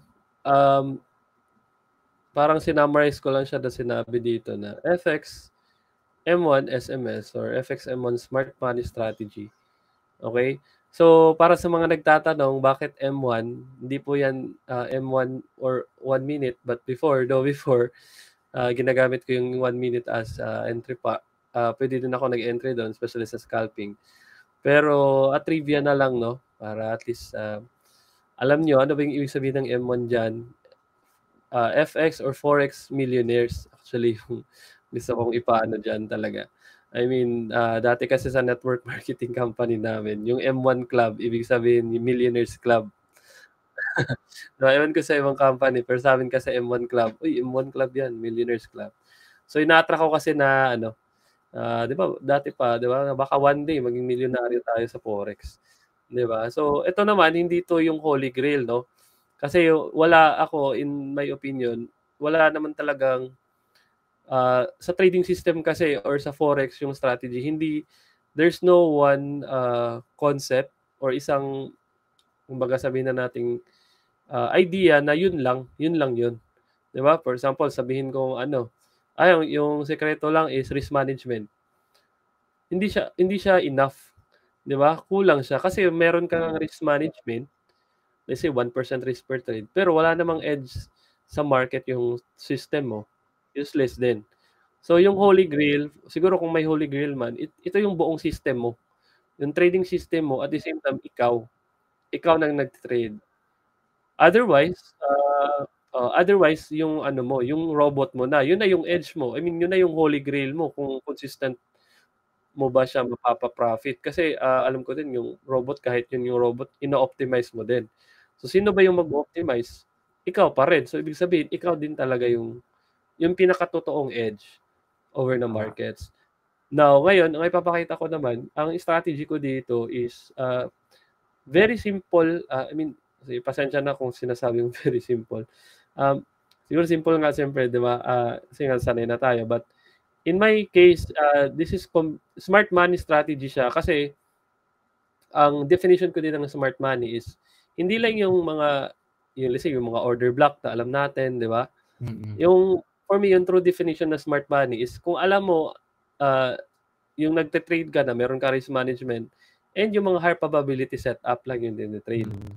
Diba? Yun yung for me, yung smart money. Correct. Diba? Kasi kung smart money nga yung strategy mo pero wala namang risk management, paano naging smart yun? Correct. Diba? So dumb money pa rin yun. Diba? So wala talaga din siya sa strategy kasi kahit nga support and resistance yung sabihin natin, pwede din eh. Diba? Kasi kahit iba kasi natin support and resistance, pwede din. Kaya lang, yung iba kasi, bakit siguro binabash yun? Kasi gusto nila mas complicated, di ba? Na mas maganda pa pakinggan. Pero sa totoo lang, sabi natin kanina, if you have a system na maganda yung na-backtest mo naman and everything, it still works. But sige, para medyo mahaba na. Sa akin naman, ito, again, madami akong strategy, pero ito siguro, I think madali lang siya intindihin. So, of course, una strategy ko kasi top-down analysis, no? From weekly. Though itong weekly naman, more on bonus lang naman to kasi ang layo din ng ano. Pero tinitingnan ko lang saan na siya. So, and ito, nakita mo, ina-identify ko una yung swing high and swing low. Tama. So, after that, gamitan ko ng Fibonacci retracement. So, ito yung tinatawag na concept sa smart money na premium versus discount. So, basic idea ng premium discount is you find sell opportunities in premium areas, buy opportunities in discount. As you can see, dito na area is, di ba, sa weekly to, sell opportunity. But, of course, price is fractal. Hindi naman tayo position traders. So, hindi tayo mag-stop doon. So, chinek lang natin. Pero again, pwede ka talagang maghanap ng buy and sell. Again, depende sa time frame. Now, of course, market structure, una, daily, time frame, baba ka. So, alam naman natin, di ba? First, identify natin ano ba yung trend, di ba? Trend sa daily is, ano ba yung trend, bro? Uptrend, di ba? Uptrend, creating a series of higher high, higher low, higher high, break of structure. Itong D na yan, it's what we call break of structure. Nilagay ko lang yung D. Higher high, higher low, higher high, higher low, higher high. Now, as you can see, meron na tayong range. Kasi ang unang gagawin mo dyan is you identify yung swing range. Di ba? So, meron kang daily swing high, daily swing low. And then, i-plot mo ulit tong Fibonacci retracement from, ito na lang, pakita ko sa inyo. Since uptrend tayo, from your swing low and swing high. So, paano ko ba na-identify pala to, no? So, in my system, may mechanical way ako mag-identify. Ito, example lang sa EURUSD. As you can see, di ba, may break of structure. So, let's say, dito tayo mag-start. Ito, hindi ko siya consider as yung swing high niya. Kasi, for EURUSD, ang considered ko na pullback is around 90 pips, which is hindi siya umabot, di ba? Pero kung dito is, yung pullback na yan is sobra pa, di ba?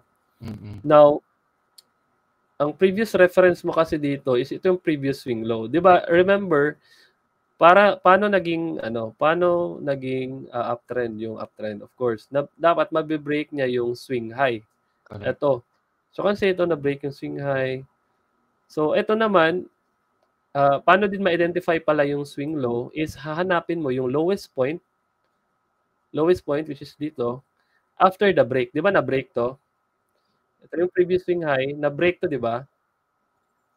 So ngayon, hanapin mo yung lowest point, which is ito. That's why, ito na yung nilagyan natin ng swing low tsaka swing high.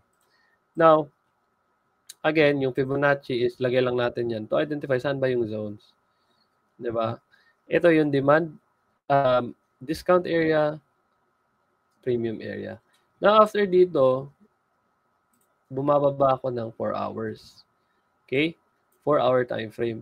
Ngayon, actually nakikita nyo nga ngayon dito, 'di ba ang ano yung bias natin dito around this area? Buy or sell?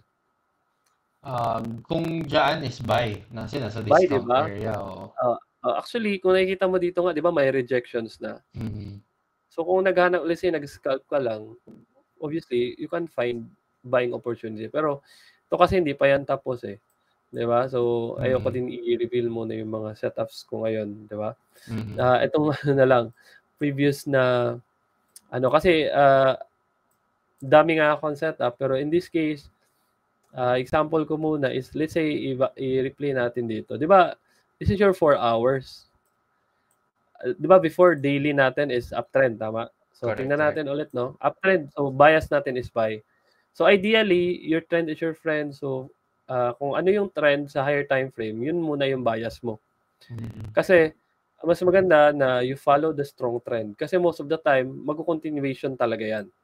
'Di ba? Like Correct. dito, imaginein mo, nagba-buy ka, 'di ba? Mhm. Bias mo is buy, kumita ka. Dito naman, sell muna, Sell. 'di ba? But again, there is a way din to trade pa rin sa counter trend kasi may tinatawag always na pullback. Now, Mhm. remember always pala, ito yung pattern kasi. So, wait lang, hindi ko kasi malagin. 'Di ba remember like ito na break, 'di ba? Mhm. Always remember every time we break yung structure, most of the May time, 'di pullback. ba, may tinatawag na Retracement or pullback. retracement or pullback. So, 'di ba kahit uptrend yan pala, pwede ka pa rin mag-trade. So, in short, this is your selling opportunities here. Now, pag pumunta na yung price dito ka ulit mag-buy. So, let's say, kumbaga, kung ano ba yung magandang setup, you can actually do both. Yun lang naman yung point. Correct, correct. Wait lang. Erase natin Lalo kung 'to. nasa day trader ka or day trading or scalping strategy. Yes. Oo, yes. Yun yung ano, yun yung idea. Anyways, taas na lang natin, no? Wait lang, asan na yung eraser natin? Saan na yung eraser? Hindi kasi ako masyadong hindi ako nagsusulat-sulat dito. Ano lang, naka-template na kasi itong ano ko. Ang style mo kasi dito sa TradingView, ideally para mas madali sa'yo yung plotting like this one, may template ka na. Ito naman, Correct. pakita ko sa'yo, ito yung mga template niyan. Mhm. Okay, para hindi ka na mahirapan. Kasi sa totoo lang, bakit 'di ba, sabi nga nila, darating yung point na 30 minutes to 1 hour kaya mo na mag-trade eh. Mhm. Kasi meron ka ng ano, mga previous plotting kasi naman ito hindi naman 'to bago, matagal ko siyang plinot. Correct. Kaya nga ideally if may budget ka naman, invest ka talaga sa ano, Mhm. invest ka sa TradingView, ito mga tools na 'to para like ito isang tingin mo palang alam mo na saan na ba yung zone. Ito Correct. nasa discount, Mhm. nasa premium, may ano ka na, swing high, swing low.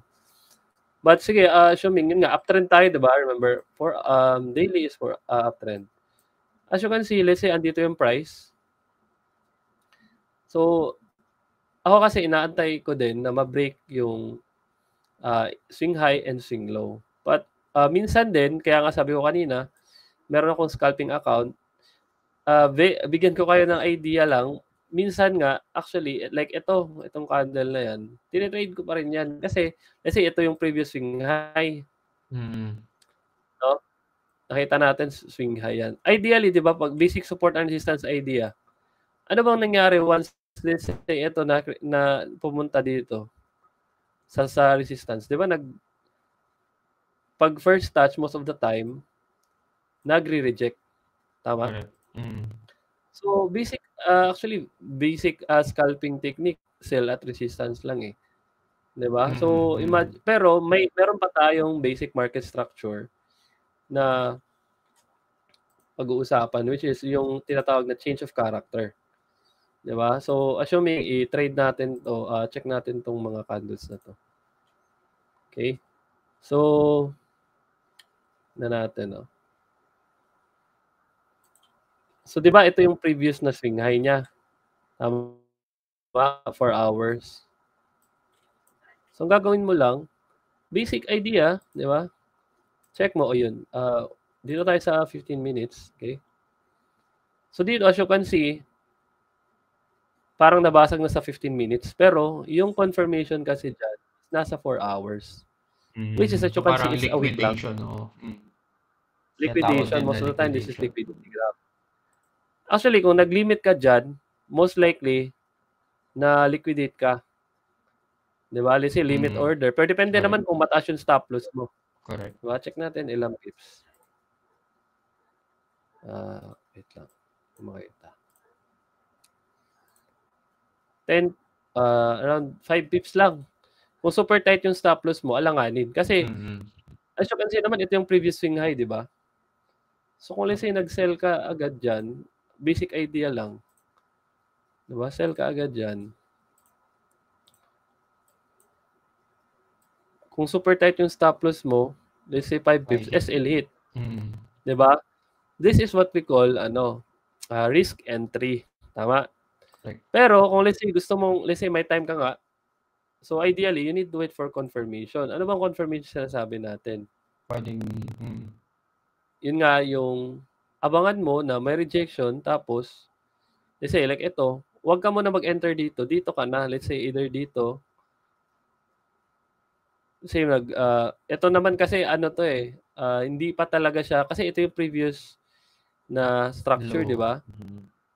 Ito yung previous na 5 para minutes. ma-consider Kaya nga as sabi ko, break of structure. Yes, change of character, sabi nga. Ito naman, yun nga, kung ito kasi this is mga short play or scalping. So, or dito, as you can see, sa 1 minute, may basag na, di ba? May change of character na dito pa lang. Pero ayun nga, most likely alanganin ka dito kasi nga this is scalping strategy. Pero, let's say dito tayo sa day trading, okay? So, continue natin yung chart, which is, di ba, remember, uptrend. So, una, identify mo yung trend, di ba? So, pag na-identify mo na yung trend, ang bias mo talaga una is kung ano yung trend. Let's say, ang higher time frame is buy. Hanap ka ng buying opportunity. So, ibig sabihin, like this one, antayin mo muna ma-break to. Yung totoong break, ang totoong break for me Body is close, hindi body close. Yes, tama, bro. So, antayin natin kung yun. So, ito yung previous na check natin, no? Ito yung previous na high. Okay, itong highest point na to, bago nag-pullback. This candle, itong candle na to, ito yung reason bakit na-break. Ito, yan. Correct. The moment ma-break yan, you have to find setup na pwede ka mag-buy. Okay? So, balikan natin ang M15. So, di ba dito, ito, no? Ito na candle. So, ngayon, dito, actually, dito, alanganin pa to, di ba? Alanganin pa to kasi nga kaka-break, pwede itong false breakout. Basta around this area, pag medyo malapit, alanganin. For me, alanganin pa siya. So, pag nag-create na siya ng structure, remember, ang structure ng uptrend is what? Higher high, higher low, ma-break, di ba? May break of structure, pullback. So, ganun yung pattern. Kasi parang ang market structure kasi is, or price action is may pattern siya. Di ba? Uptrend is created higher high, higher low. Kaya nga sabi ko, hindi ko din somehow siya masasabi na smart money concept lang. Kasi, akala kasi ng iba, pag smart money concept is just more on OB-OB lang. Totoo lang, kahit smart money siya, for me, pwede mo naman siya i-trade using market structure lang eh. Correct. Do you agree? Di ba? Oo. Actually, isa pa sa lesson na talagang tumatak sa akin. Kahit naman ano talagang strategy ang gamitin mo, ano naman yan eh, magpa-profit naman talaga yan eh. Nasa sayo na lang kung paano mo siya i-manage yung yung strategy mo or yung risk tama, mo. bro. Ano lang talaga yan, of course, combination ng risk management and of course, yung strategy mo may edge and make sense. Correct. Like dito kasi, this one is just, totoo lang, this is just a simple break and retest na strategy. Di ba? Kasi honestly, may iba na-cure, ano bang strategy ko? Sa totoo lang, ang dami kong strategy. Di ba? Hindi ko siya ma-pinpoint. Depends kung ano yung gusto kong gamitin. Siguro yun yung benefit na ang dami kong alam. Pero, ito lang siguro yung common denominator dyan. Lahat ng trades ko, most of the time, kasi meron akong, sabi ko nga, gambling na mga accounts. Minsan, wala kang stop loss nga eh. Di ba? Kasi nga gambling. Pero, sabihin natin, kasi tanggalin natin yung mga accounts na yun. I mean, yung pure talaga, strict na risk management, ang common talaga dun, may SL talaga lahat. Correct. Diba? Lalo na kung beginner ka, no, ito yung best practices by SL talaga. Later ka na mag-experiment or mag-gambling kung may extra pera ka na. Hindi naman sa Correct. dami na akong pera, siguro, ano lang, parang madami din akong accounts kasi na chill-chill lang na okay lang sa akin mawala. Kasi may ano naman, profitable, I mean, net profit naman na ako eh. Parang kahit paglaruan ko to, syempre kasi parang, ewan ko ba, parang ang mindset ko kasi bro, totoo lang, kesa mag-casino ako, dito na lang ako sa Totoo. trade. At Di least ba may kasi may iba strategy naman ka na, pa. Oo. oo, kasi may iba naman talaga nagkakasino. Ako hindi naman wala akong opinion doon. Kasi kung masaya sila doon, di ba? Correct. Why not? Tsaka hindi mo naman pera yung ginagambol nila, di ba? Pera Mm. naman nila yun. So, di ba, walang basagan ng trip. Sa akin naman, kung gusto kong, di ba, gusto ko din mag-gambling dito, di ba? Let's say, small account, walang stop loss. Kung kumita ng malaki, di, one time, big time. Pero meron naman akong safety accounts. Ganun lang, di ba? Ngayon, so let's say this one, intraday setup, 15 minutes time frame, nakita ko, nag-breakout sa 4 hours. Most likely, most of the time, kung i-observe mo, di ba, pag nag-break, di ba, breakout nga eh. So, obviously, breakout, tutuloy. Tama? Pero, you have to understand na after ng breakout, magpo-pull back. Kaya, now, ngayon, ang setup na gusto ko i-share is ganito. Itong setup na to, itong setup ng uptrend na yan, yung after ng breakout, pwede kang kumita dito. Tama? Ano bang pwedeng strategy mo dyan? Break and retest. Tama? Breakout strategy. Ngayon dito naman is pullback, which is, yun nga, mag-aantay ka ng, di ba, ganito yan. Mag-aantay ka ng change of character and then you can enter. Or Sa reversal na. pullback, kasi nakita mo na eh, di ba? Kasi di ba ang pattern ng uptrend, supposedly, ang babasagin niya is, after ng pullback dapat, is ito, babasagin yung high. Tama? Correct. Pero kung nabasag yung low, ibig sabihin, uptrend is hindi naman mag-stop, magpo-pause lang kasi nga magpo-pullback muna. Always remember, as you can see sa pattern, zigzag yung price ng chart, I mean, tsura ng chart. Nagpo-pullback talaga yan. Kahit yung uptrend, naggaganon talaga yan muna bago tumuloy. Correct. So actually, siguro kung pattern recognition naman, ganun lang naman yung pattern talaga ng uptrend. Tsaka downtrend, just the opposite. Ngayon, yung M15 na, dito tayo sa M15, this is more on day trading. Ito kasi most of the time, ito yung setup na kinukuha ko. Aside, syempre, sa mga OB na mga setup, combination ng higher time frame and lower time frame, ito naman is, for me, madali lang siyang kunin. Okay, wait lang nga. Hindi ko kasi mahanap yung erase lahat. Isa-isahin na lang natin. Diba, ito nga, breakout. Ngayon, nakita mo, sa M15, meron tayong uptrend, di ba? Nag-create na siya ng higher high, di ba? Higher low. And then, so ibig sabihin, so ito na, umarkahan mo na yan. So, this one, ito yung highest point ng high. So, ibig sabihin, iaano mo yan siya ng M15. Ito sa akin naman to. Break of structure. So, yan yung setup ko para madali. So, ngayon, in this case, itong lowest point na to, ito yung magiging M15 na swing low. Tama? M15 swing low. So, ngayon, M15 swing high naman is ito. Bakit yan? Kasi nag-pullback na siya. So, hindi tayo maka-identify ng swing high kung hindi siya nag-pullback. So, yun yung idea. Now, saan ba tayo mag-place ng buy? Actually, madaming opportunity. Pwede dito sa mini order block na yan or pwede dito sa extreme. Ngayon, ano bang maganda? Actually, it depends sa'yo. Obviously, ideally dito sa extreme, di ba? Pero what if hindi na pupunta yung price dito? Dito lang.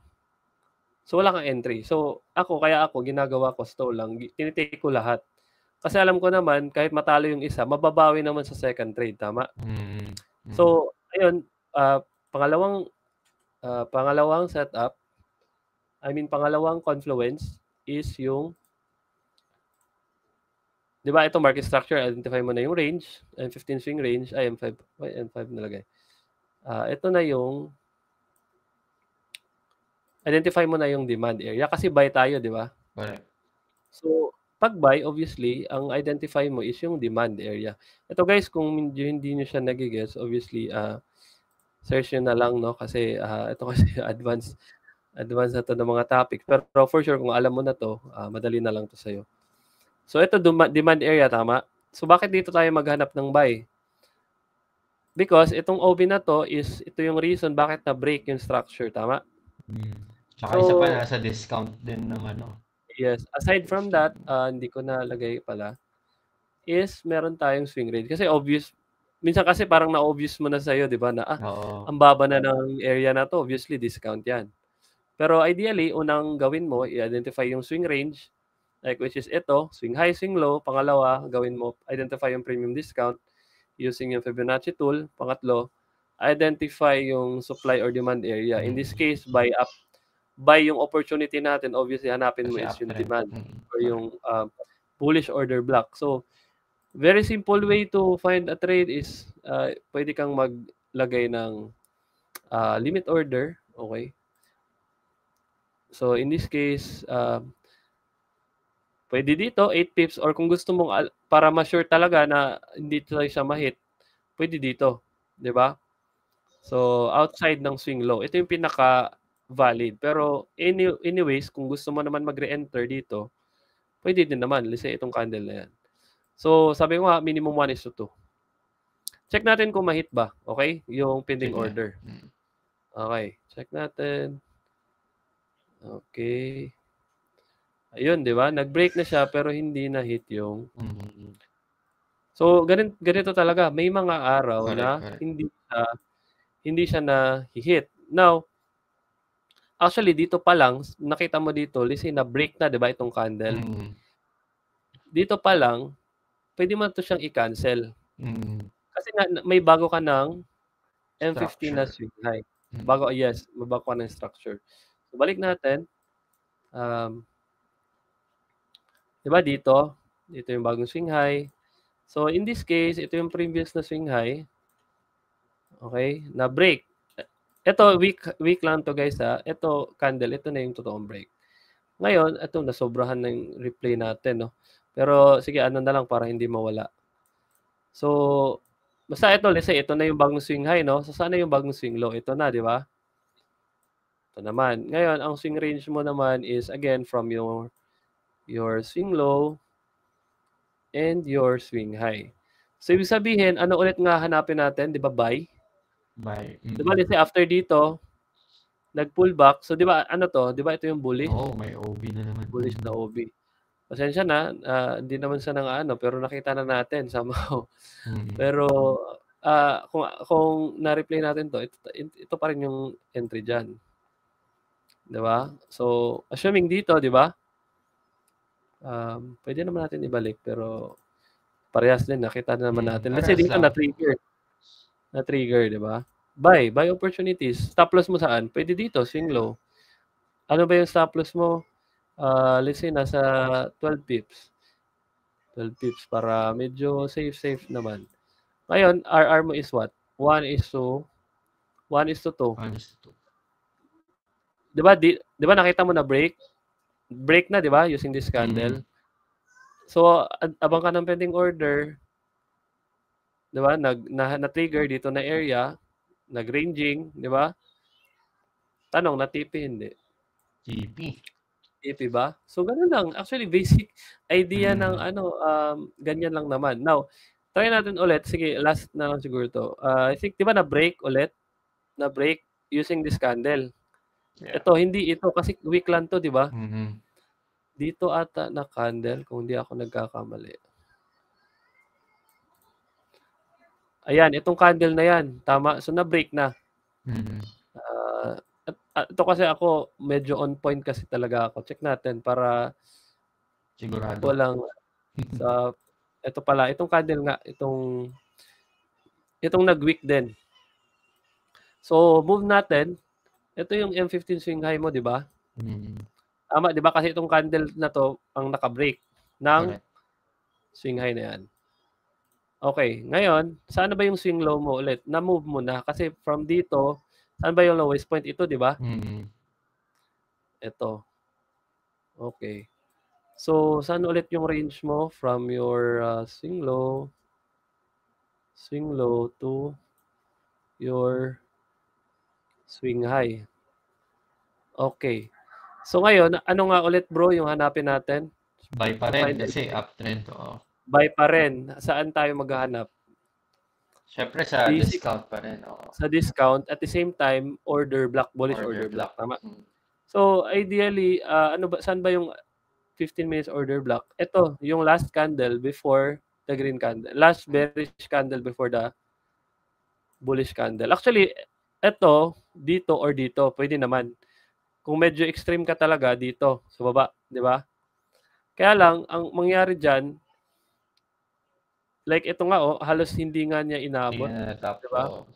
Halos hindi niya tap. Pero, kung kinonsider mo to, kasi ito bro, minsan kasi, i-compute mo yan. Like ito, tingnan natin. Let's say, kung itong candle ka, let's say, dito na candle ka lang nag-enter, delete natin muna itong isa para hindi mag-overlap. Itong isa, basta TP, dito na lang. TP to, di ba? TP yan. Ngayon, check natin kung it's itong candle na to, tayo dito lang tayo mag-enter. Ano ba yung stop loss natin? Check mo kasi yan. Ang stop loss mo pa rin is just 8 pips. So, bakit manghihinayang ka na dagdagan yung stop loss?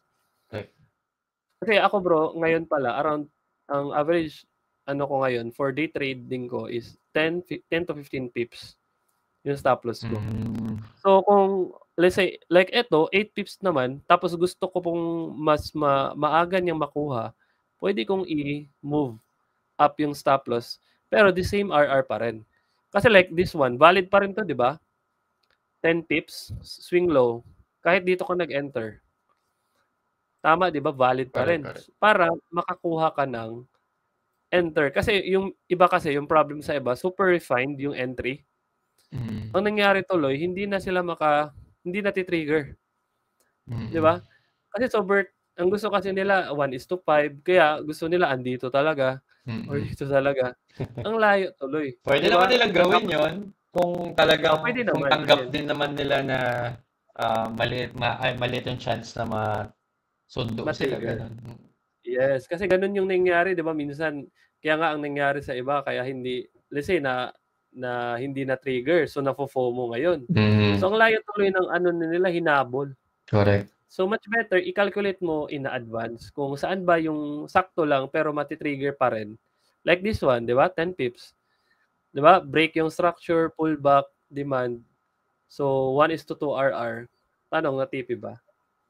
TP pa rin. Is basic basic lang na man strategy. Again, market structure.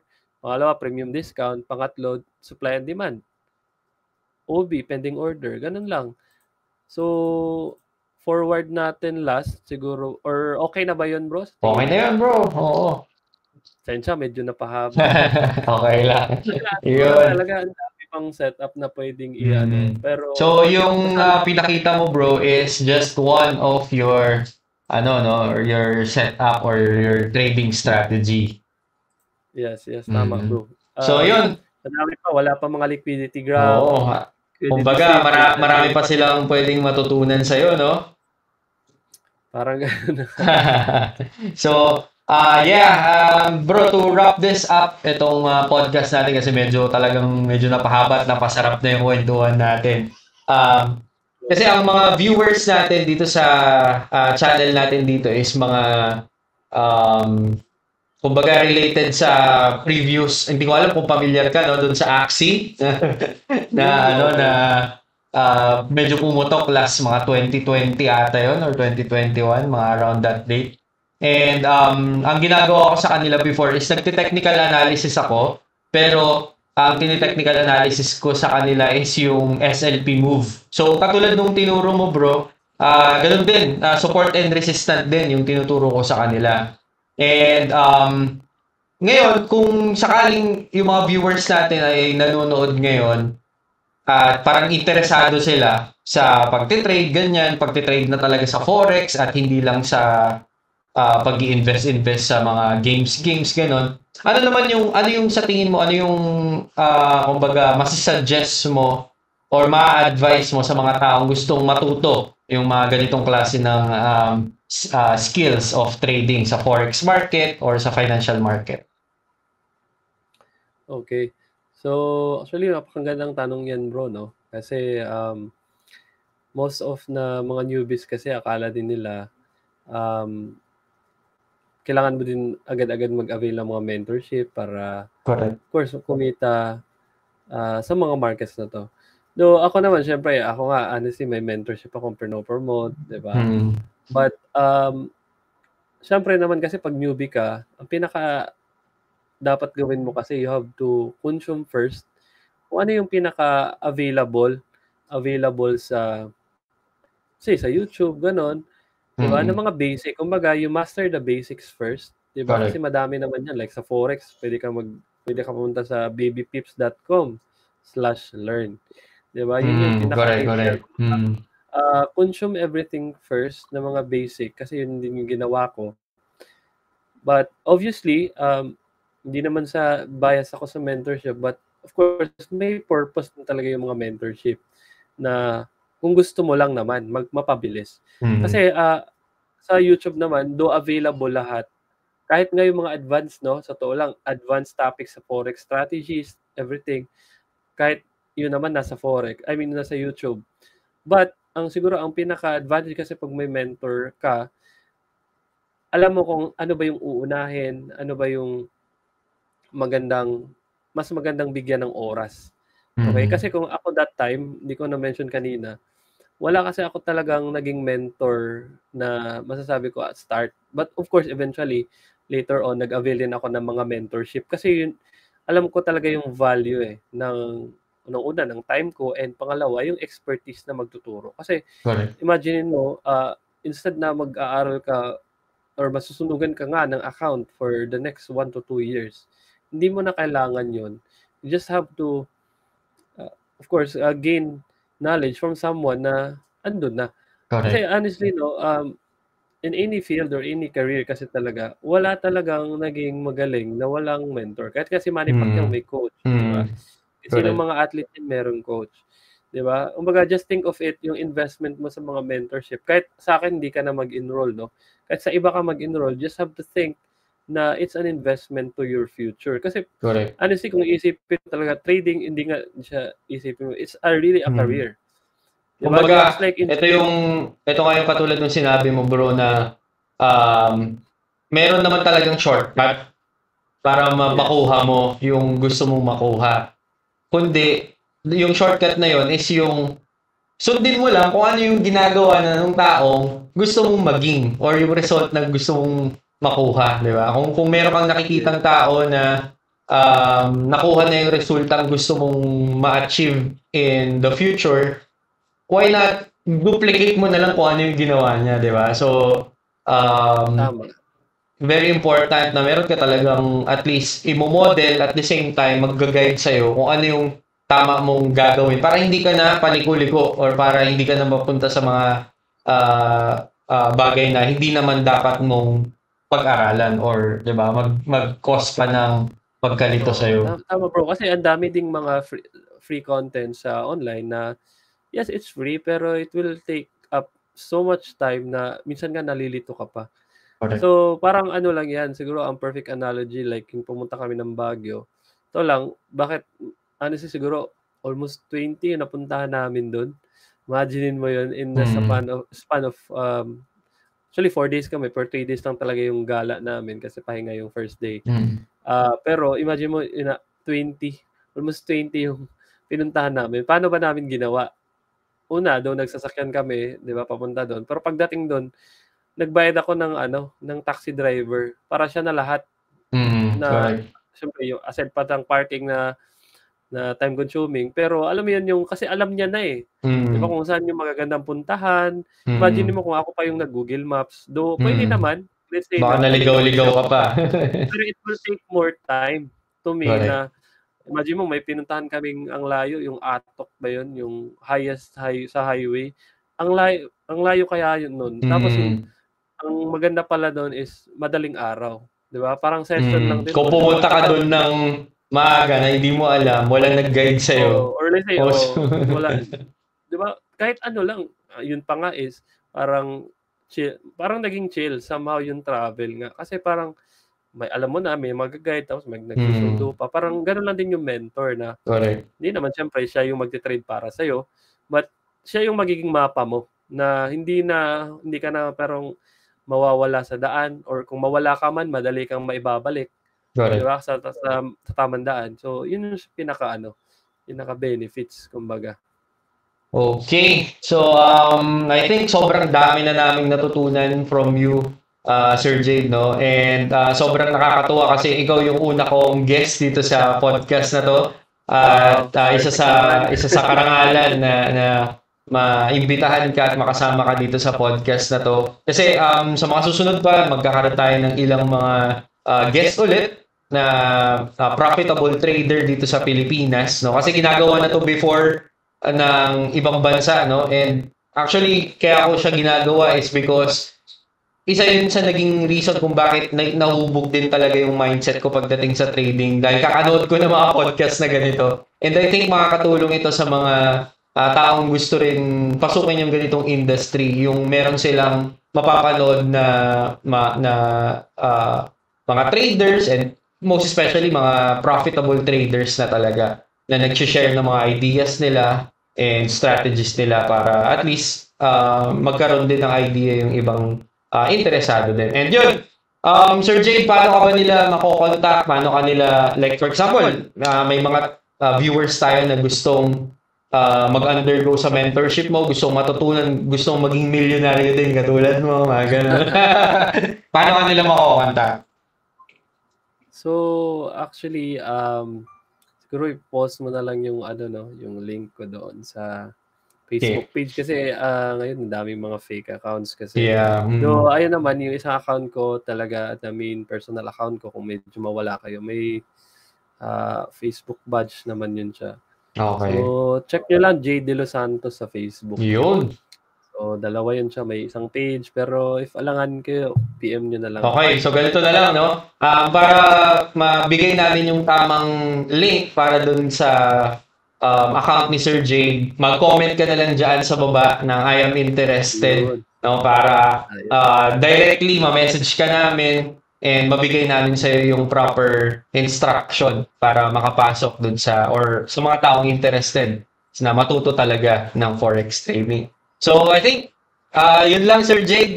Sobrang salamat sa pagpapaunlak ng ating invitation, no? Na makasama ka dito sa podcast.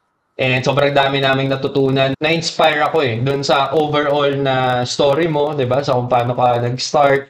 And sobrang laki nung tulong nun sa mindsetting ko sa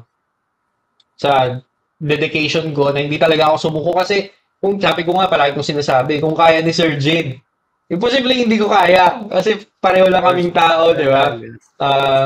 Kasi, kumbaga, lahat naman ng resources na meron siya, kaya ko din namang makuha, di ba? Nakikita ko lang din naman.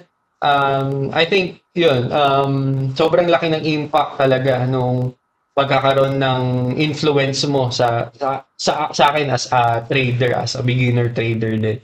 So, yun, Sir Jade, maraming salamat again sa pagsama sa aming podcast dito. If nagugustuhan niyo yung mga ganitong klase ng content and sa tingin nyo, makakatulong to sa inyo and sa mga kakilala nyo, no? Nagtatrabaho ngayon, gusto ng another source of income na legit, na hindi scam, di ba? Ayun, I will appreciate if you will subscribe and like and follow this channel para sa mas marami pang ganitong klase ng content. Kasi yan yung mga reason kung bakit gaganahan kaming gumawa ng content kapag maraming mas nakaka-appreciate ng mga ginagawa namin.